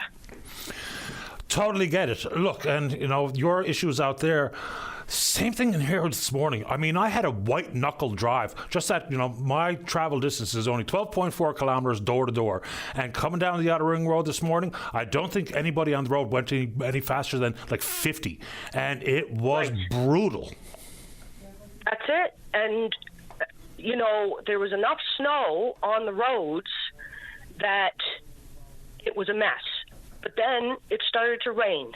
Now you got slush. Now, a couple of the hills here in Sunnyside, you can't even attempt it because they're covered in wet slush, snow. We got an emergency out here. What do we do? What's the ambulance going to do? It's a mess. So after several weeks now of no response from any of my phone calls to Mr. Dwyer, my question is, what are you doing about it? Everybody's asking it. I've been on Facebook this morning, all kinds of people saying, like, what is on the go? There's cars stuck, not just in Sunnyside, but like I said, my friend driving Clarenville on the main highway. And this was 9:15, and there still wasn't a plow gone through. And like I said, it took her an hour and a half to get in there, risking her life. At the end of the day, people are risking their lives to get to work. And if they're not getting to work, there's loss of wages and everything else, and nobody can afford that. So it trickles down and affects everybody. And I don't understand it because this is just the worst we've ever seen. And they used to be by 6, 7 o'clock in the morning, all before the school buses would be due to go. And like I said, so now it's 10:53, and for there to have not been a single plow through, like what's on the go here? So I think I share a lot of people's rage right now that even if they need to go somewhere, they really can't. So that's my complaint for the morning. And if Mr. Dwyer's listening, something needs to be done because this is unacceptable after the promises that were made. about the plow service. I totally get your frustration, and I don't know when the last time a plow went by my little stretch of the Outer Ring Road before I got on it this morning, but I can tell you, it was absolutely treacherous. And I'm not exaggerating. Yeah, it was terrible. Bad. Yes, exactly. Like there is no chance. There was no chance of getting up anything with an incline, like any kind of hill around here. And like people are just ending up in the ditches, and you can't get turned around, and it's wicked. Like it's just not right at this time of day that we've not seen a plow, almost 11 o'clock. And I can see the buildup, like it's just wet, slushy, which makes for the worst driving to me. If it was just packed snow, that's one thing, but we got a whole mess out there. Yeah. So that's my rant for the morning. And it's a good one. It's the snow removal today is simply not good enough. I hear your circumstances. No, it's not. Yeah, no, I'm with you. We're sitting back complaining, and like I said, phone calls, emails made, but no response. So where is everybody? Whoever voted in, and they made promises. Well, it's 1,000 times worse than the service we were getting before. Yeah, I don't know what's going on here this morning, but if there's an update that the government can provide the folks out around Sunnyside, we're happy to put the message out there. So if someone wants to send us an email update or to come on the show and explain what is actually going on here this morning, we're happy to take it on. And I appreciate your time, Sarah. Keep us in the loop. Thank you so much. You have a good day. You too. Bye-bye. Okay, bye-bye. Yeah, I didn't even mention what it was like on my drive-in this morning because probably nobody really cares. I get it. But, man, it was brutal. It really was. Like, I came in, I got onto the Outer Ring Road behind a semi. And generally speaking, you know, given the traction and the weight of the vehicle, even though I think it's a bit of a misnomer in people's heads, even if you have a big four-wheel drive truck and feel like you're much more secure and safe and you think you can go a bit faster, that might be true, but it doesn't mean you can stop any quicker. But that truck in front of me this morning, I don't think we cleared 50 kilometers an hour. And that's as fast as I was wanting to go, because the snow and the slush combination and the no clear path to put your tires on, it was being dragged around. You know, the car was physically getting dragged from side to side here because just getting dug into the snow and the slush. Let's go to line number one. David Brake, you're on the air. Oh, hi, Patty. Thanks for taking my call. No Just problem. a quick one, this one.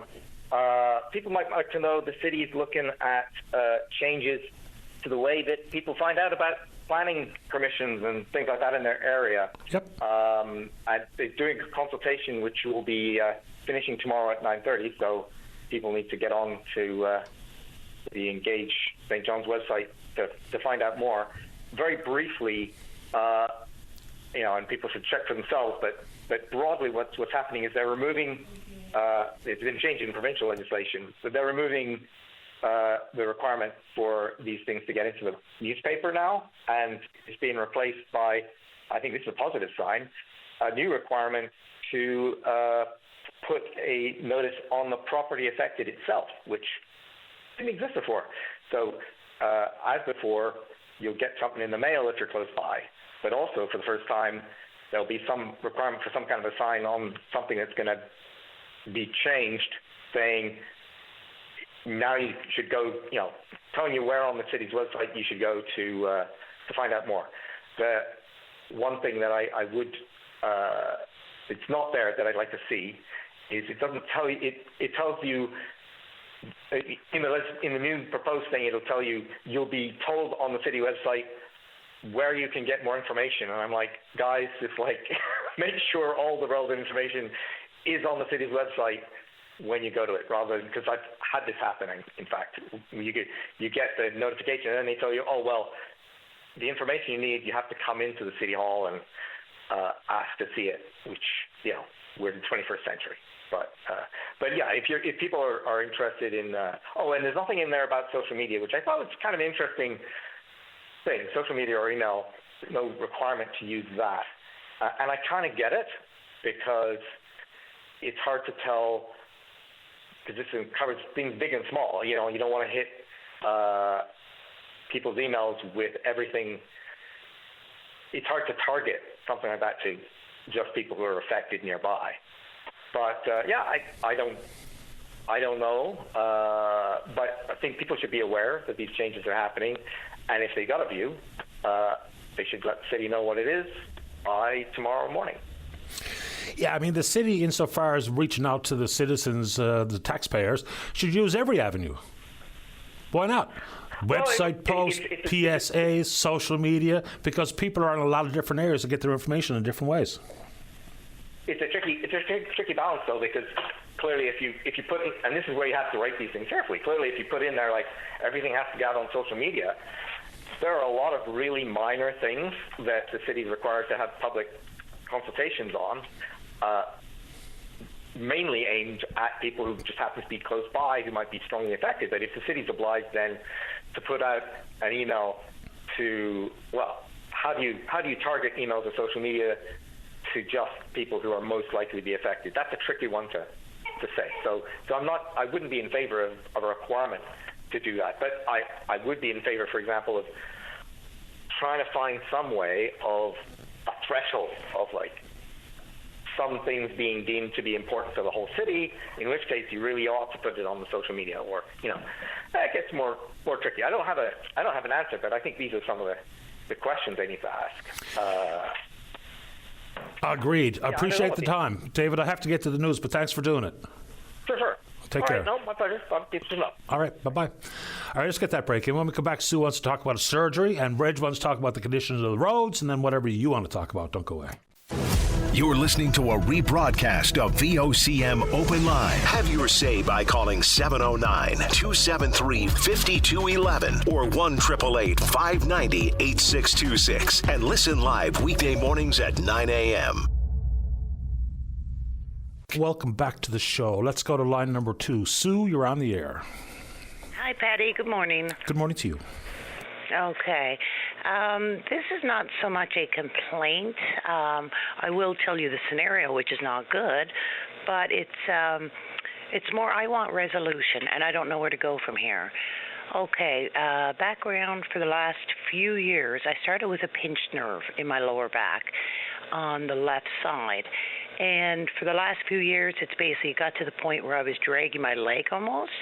Prior to that, I was hugely into the fitness. So that was a major component of my life. So that was pretty much washed away over time, which, causes the mental anguish and everything else. And in my 50s, where do I rebuild from here, et cetera.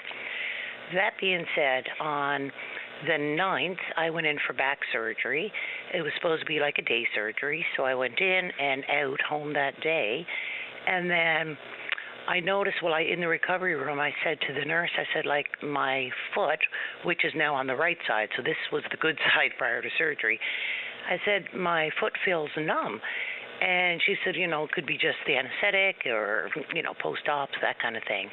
That was fine. I went home Saturday morning. I noticed that I don't want to get too graphic here, but the bodily functions were not working properly. The whole right side from my waist to my foot was numb. It still is. And this was the good side prior to surgery. And then, of course, my back was all full of blood. So I went back to the hospital on Saturday. I think there was a blood clot underneath, and they redid some part of the surgery. So that was rectified. I was admitted until Wednesday, so that would be the 9th, the 14th.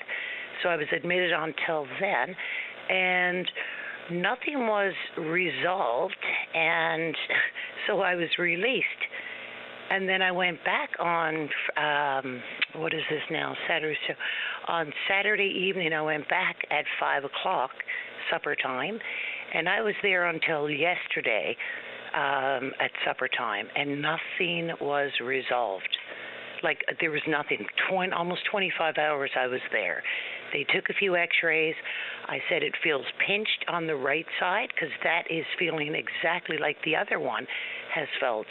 And so that feels pinched, which could be part and parcel of why everything is numb, or a little bit of it, the piece of the pie, so to speak. And there was nothing. There were a few x-rays, and I said, well, x-rays usually show a fracture, don't they? And wouldn't get into the nerve aspect of it, so to speak. And no one had answers. Now, I don't want to diminish the personalities, the personalities, the way I was spoken to, because they were all wonderful. They really have been from day one, except I don't have answers. So I'm not here to complain as such. I just want resolution. I told them how this has affected my mental health. It's erased a huge portion of my life. I want my life back. And how do I resolve this and move forward? And there was no answers. The very last person I saw was a resident of neurosurgery.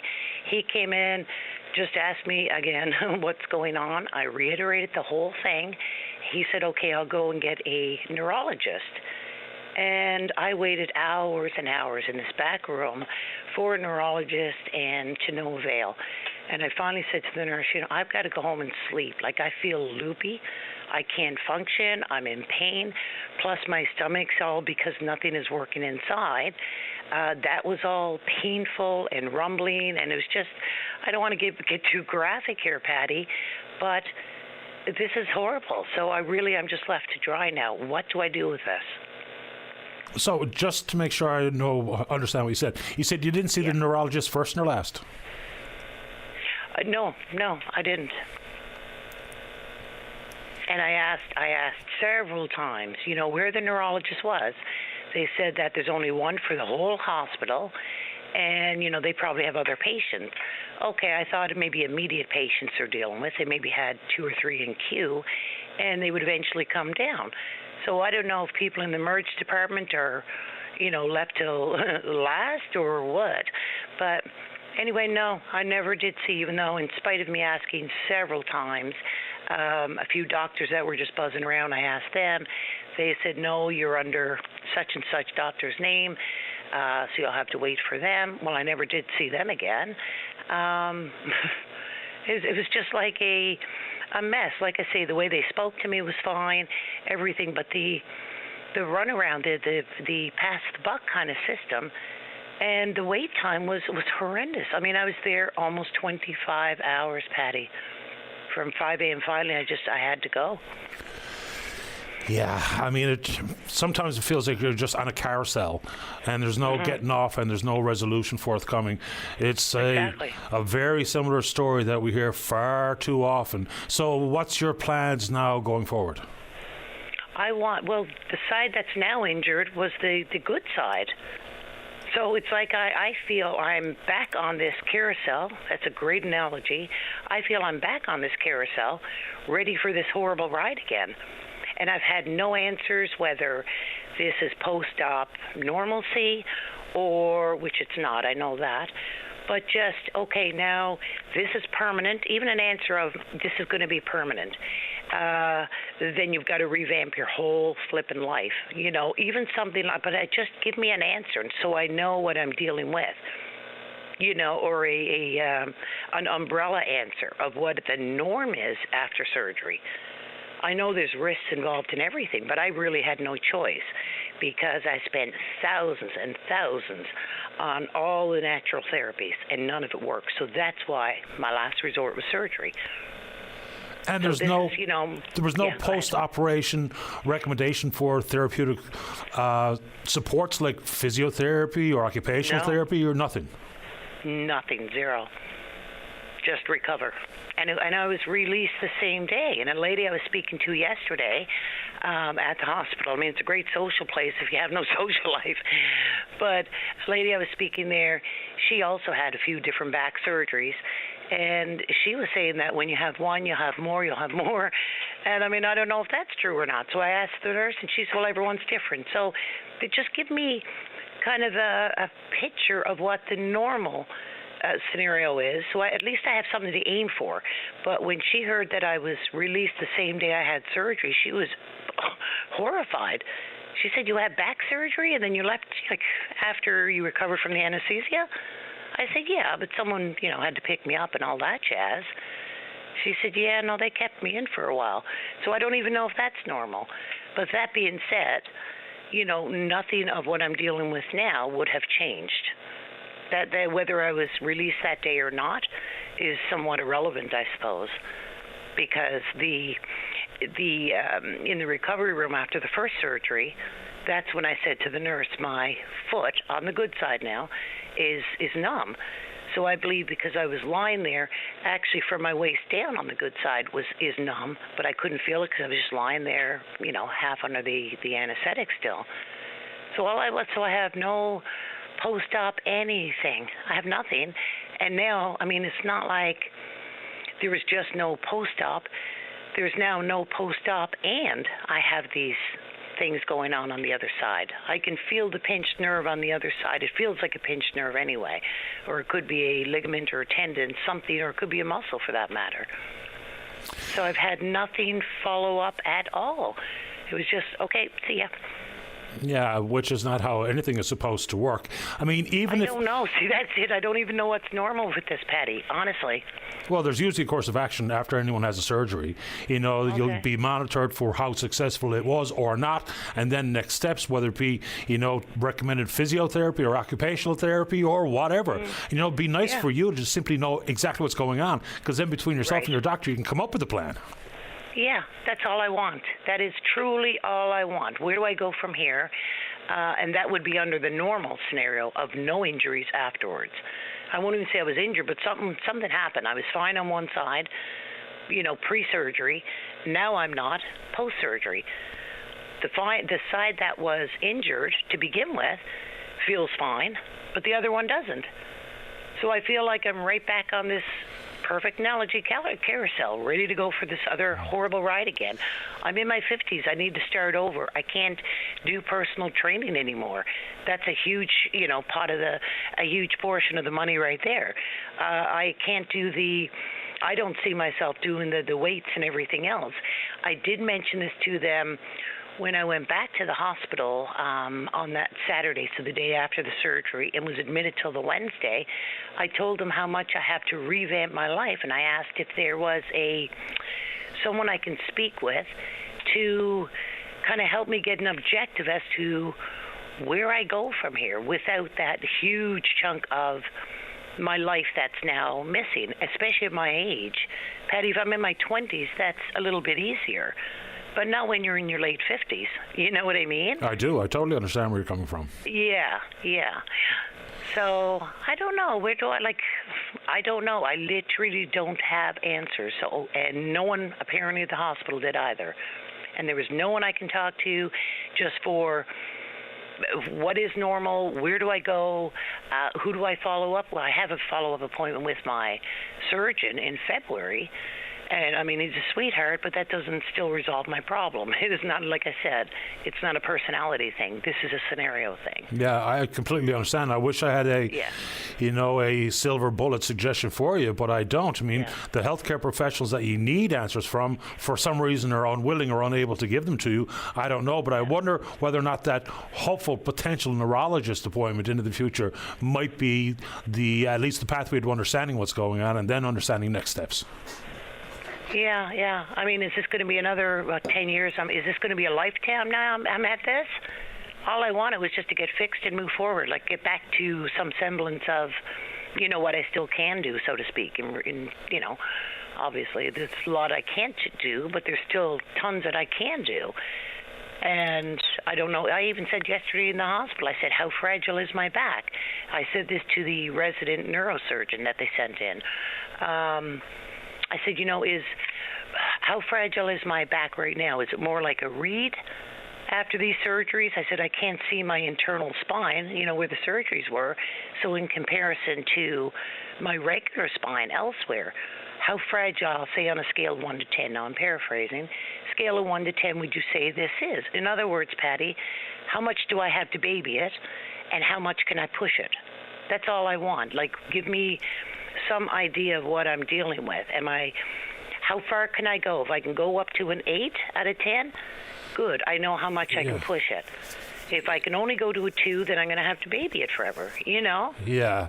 I mean, that should just be an assessment tool, not whether or not you can manage the pain threshold into the future. It's trying to alleviate pain as best possible. That's why people are asked to rate, on scales of 1 to 10, the level of pain they're experiencing. It's just so strange. Sue, I do have to get running, but good luck. Keep me in the loop. Hopefully something positive happens. Yeah, thanks, Patty. You're have welcome. a great day. You too. Bye-bye. Okay. Thank you. All right, let's get that break in. Don't go away. Welcome back to the show. Let's go. Line number 3. Reg, you're on the air. Good morning, Paddy. How are you, my buddy? Doing okay this morning. Thanks. How about you?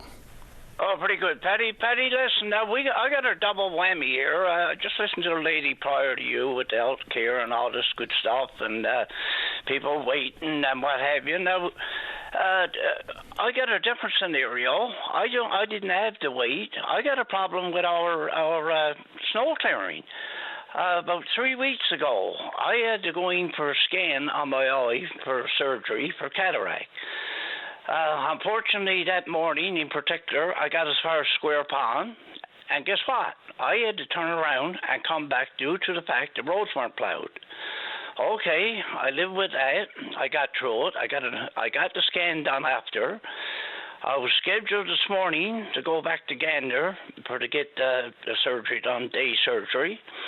I got as far as Joey's Lookout and had to turn around and come back. Paddy, you got to wait those times to get in and get out of those hospitals. I mean, with the amount of time is concerned and, what have you. And now when you do get to see a doctor, and I mean, it's not easy. I got in on a cancellation, and then you can't go and see the doctor. Now, thank God I'm rescheduled again for next Thursday, I think it is. I'm not sure at the time. But anyway, it's setting me back, you know what I mean? And I got a question for Barry Pitton. I mean, what's going on with this when they announced this 24/7 or on call 24/7? What do you mean by that? You sit around and wait and twiddle your thumbs until somebody gives you the go-ahead to go out on the roads and plow. My God, Paddy, this was, I got up this morning, 6 o'clock, and they said from Tyrone over to Gander, you pretty well stay off the roads. My daughter left here this morning.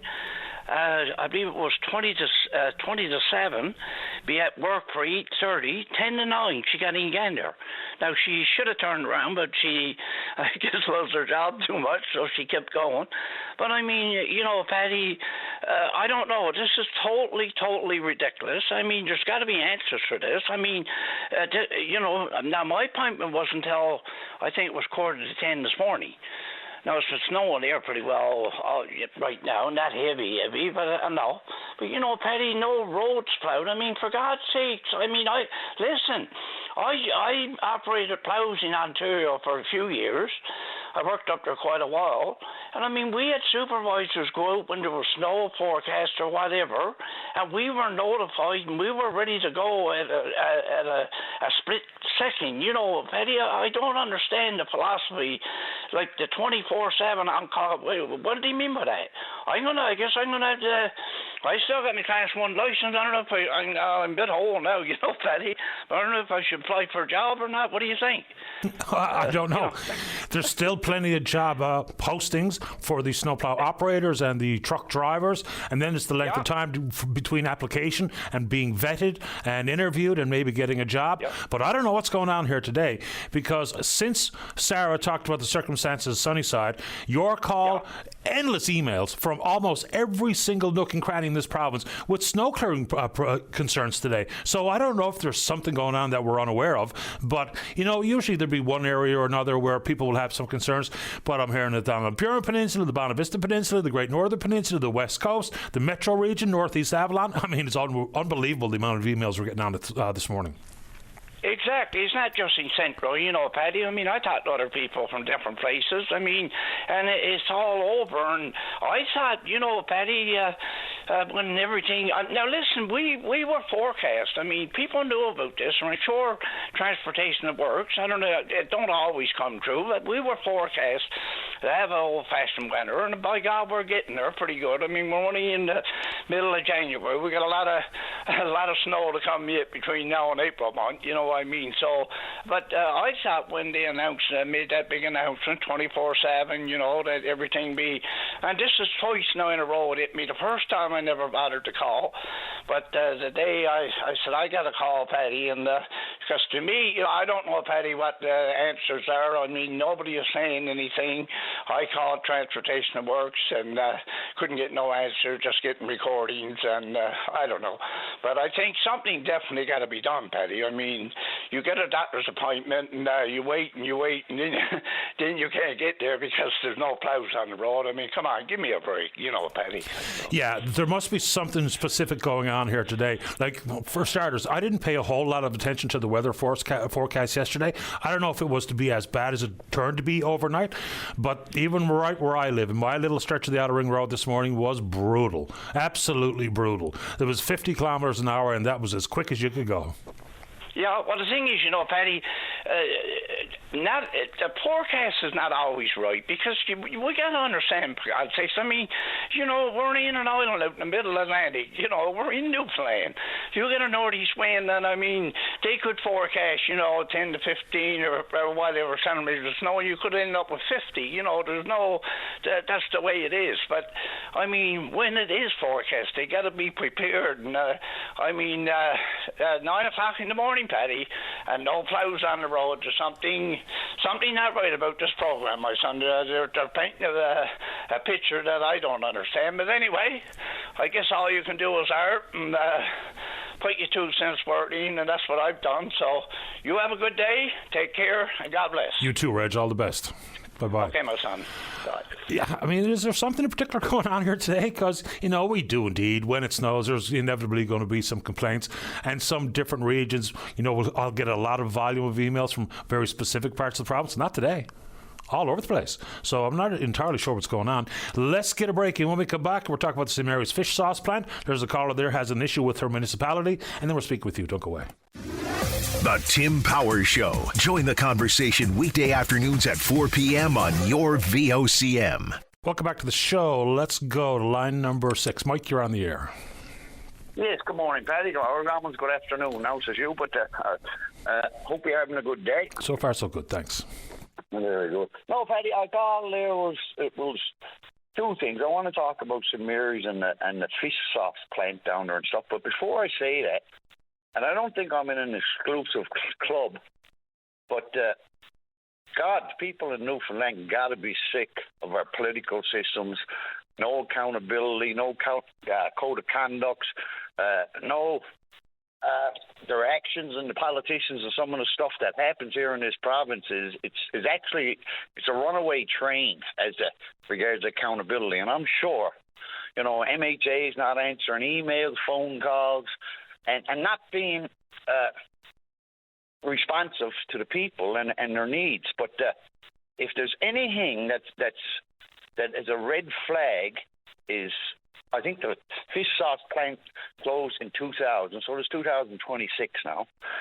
And the toxicologists and stuff and that there, this stuff that and this sauce and that down there is dangerous to human life, it's dangerous to the marine environment, and a wall has to blow down. And this is she closed in 2000. It was 26 years. And there has been absolutely nothing done, nothing. And then I read in the news that people are going to be, in January month, may have to be evacuated. My suggestion to the people in St. Mary's is get together, I don't know, contact Budden's Law or something, and sue government, and sue them for life safety, and not, like any of the MHAs or anybody who's in government the last 20 years, 26 years, it's going to be a shame of themselves. A shame of themselves. For people down there, and as mostly seniors down there, had to be evacuated in January month because of neglect, you know, to get a judicial inquiry done and stuff. I guarantee you they'll win. I'll guarantee you they'll win because it's absolutely ridiculous. We're lucky we never had a child or a teenager go into the fish plant and fall in one. I think there's 110 vets. 110 vets in there. It's only by the grace of God there hasn't been a fatality or something, because, you know, teenagers are and younger children exploring and stuff, And that's been there for 26 years. Yeah, so Right? who do you sue? Shameful. Well, you sue the provincial government and the federal government. Right? And there's class action lawsuits and stuff that have been won. There's lots of precedents set in the courts where people have taken on government and went to the Supreme Court and they've won. It's because of neglect, because all these politicians, they've got that comfortable with a lack of accountability. It's snowballed into a disaster. You know, if we can sponsor a soccer team in England for $171,000, if Andrew Parsons gets $40,000 going out the door, if we're not collecting our millions of dollars in land leases, and the list goes on and on and on, you know, and we can't go down. And this is a life safety issue. And even in Western Bay, like that should be another lawsuit down there because it was too little, too late. And it's time for government to be taken to task and be responsible. What about Western Bay, I'm sorry? No, Western Bay and all the people that have been evacuated out of to leave their homes because of the fires and stuff. And Tom, they got the proper equipment in there and the proper water bombers. It was a little bit too little, too late. You know, and here we are, the people down in some areas, my heart bleeds for them. That some of them seniors down there got to evacuate their homes because of neglect, elected neglect, you know, from politicians. It's ridiculous. I think you're leaving one important entity out of this lawsuit business, and that's the Atlantic Seafood Sauce Company. I mean, they abandoned the plant. You know, government inherited the problem. Now, I agree. Something should have been done about this a couple of decades ago. Have you ever been out close by that plant?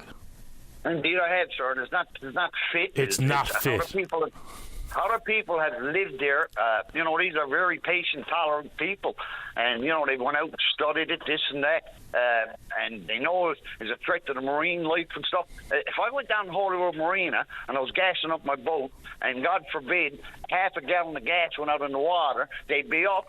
I'd be charged and everything else. And here we got this stuff down there that is life safety. You know what I mean? And people got to be evacuated, and government hasn't. I've had 26 years.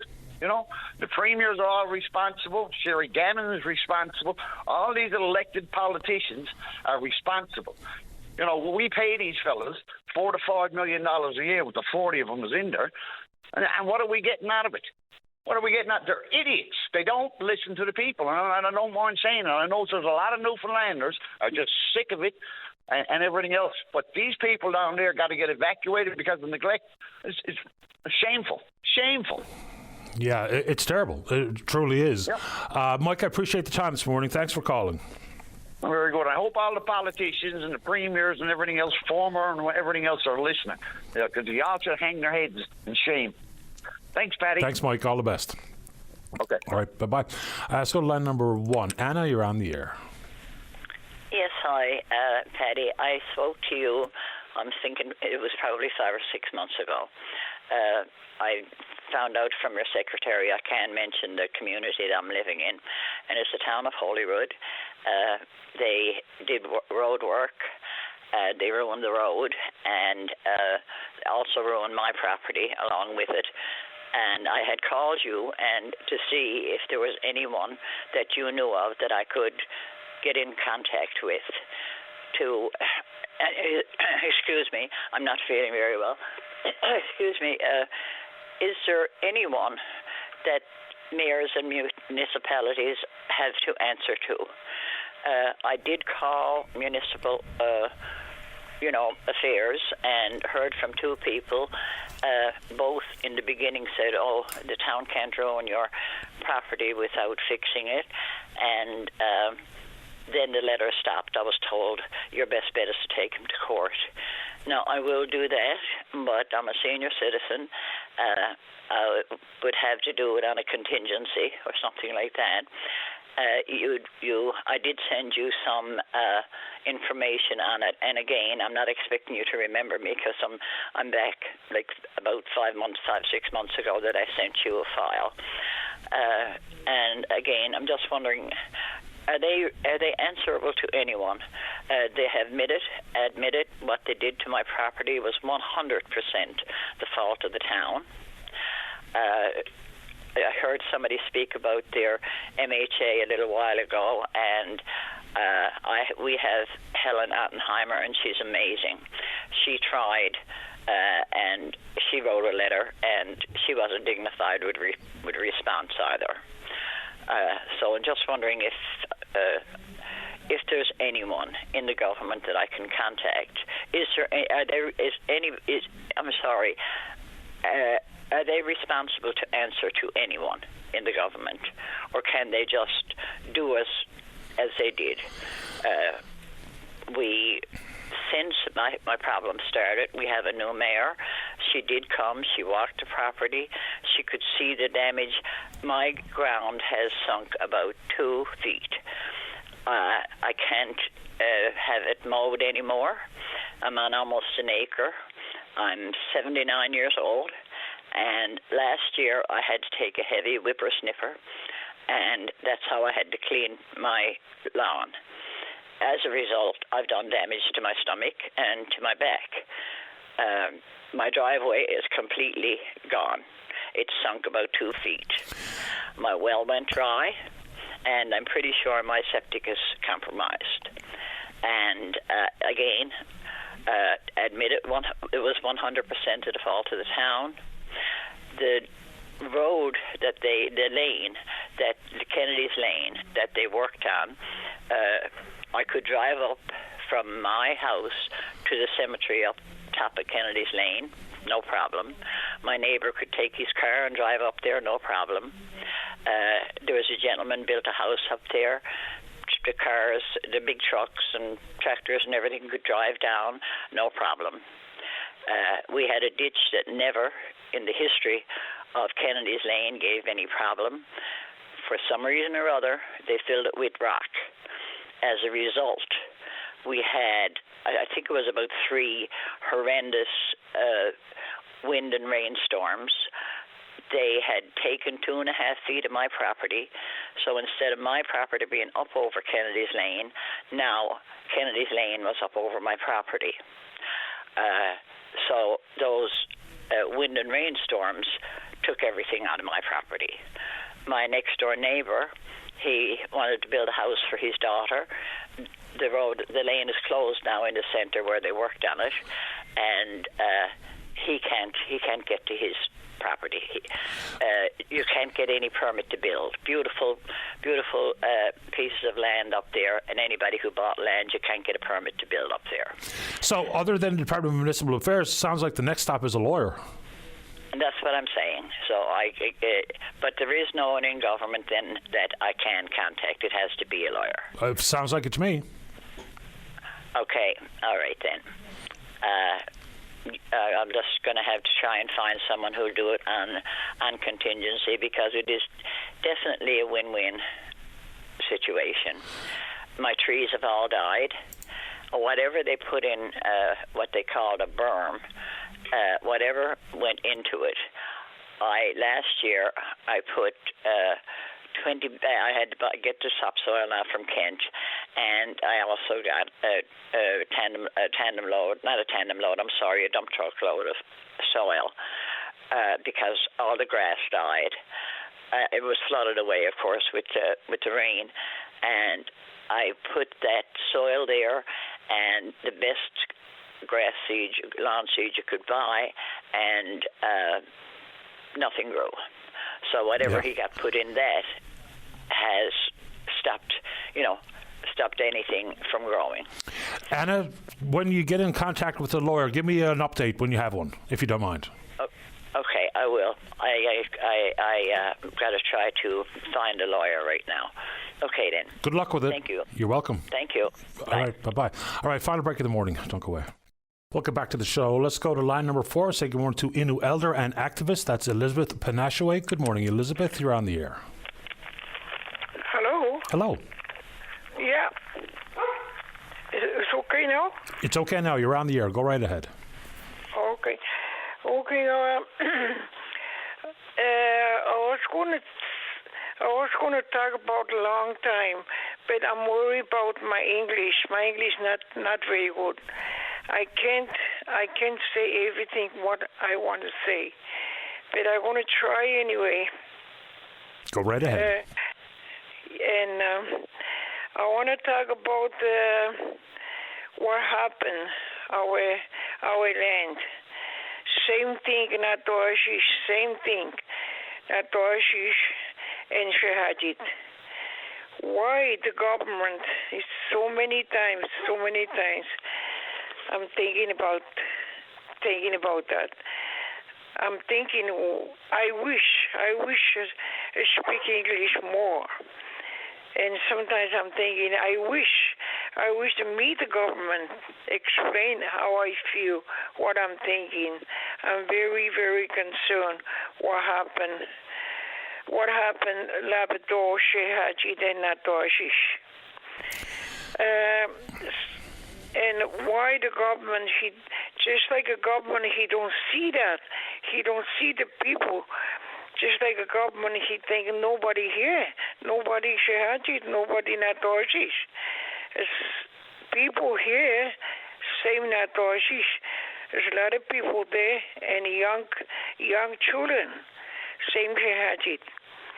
The government, she should think about the people. And still government never stop. When she finish, and then another one. Look what happened in Boise's Bay. And then Muscat Falls. And then again, Gar Island. She's going to do another one. Gar Island, make a dam river. I hope I said right. You did. Yeah, and I'm very, very concerned. The government, she should think about the people, and she should think about the young children. That's why myself, I don't want to give up. I want to help my people. I want to help the children. Because when I'm gone, who's going to help my people and the children? I want to help the people. What's going on, Shehajit? Boise's Bay, Muscat Falls, Gar Island again. And then when she finished Gar Island, maybe she's going to start another one. That's enough. Government, she should think about that's what you've done. Our land. Animals everywhere, not only fish, all kind of animals. Caribou, black bear, beaver, porcupine, all kind of animals and fish everywhere. I'm very, very sad what happened our land. And people, just like a government, sometimes when I think about him, just like he think, no, nobody here, I can do everything what I want to do. No, I'm very, people here, and not always same thing, people there. And people still hunting. Still he wants to teach the children how to hunt. Like I remember one time when I stayed in Ojimit in a country, the children very happy, fishing underwater and hunting partridge or rabbit, and very, very happy. And if the government not stop what you've done in our lands, where is the people they're going to be hunt? Where are the children they're going to be hunt? Because the children very happy, always very happy hunting. And maybe you never see my book. I'll make a book. My book. There's a lot of story there and a lot of pictures. And then I don't know how to say that in English. I want to make a good meshkano for the children when I'm gone. When I'm gone, who's going to help? Who's going to help my people and the children? Who's going to help? I want to help. I want support for the Innu kids culture that get lost everything. I make a good meiskenung. In the government, if I see government, don't you see I make my meiskenung, I make my meiskenung for the children when I'm gone. I don't want the children get lost everything, our culture, in our life. Like me when I was young, always I stay in the country, in the bush. My parents always hunting, always. And he teach me everything.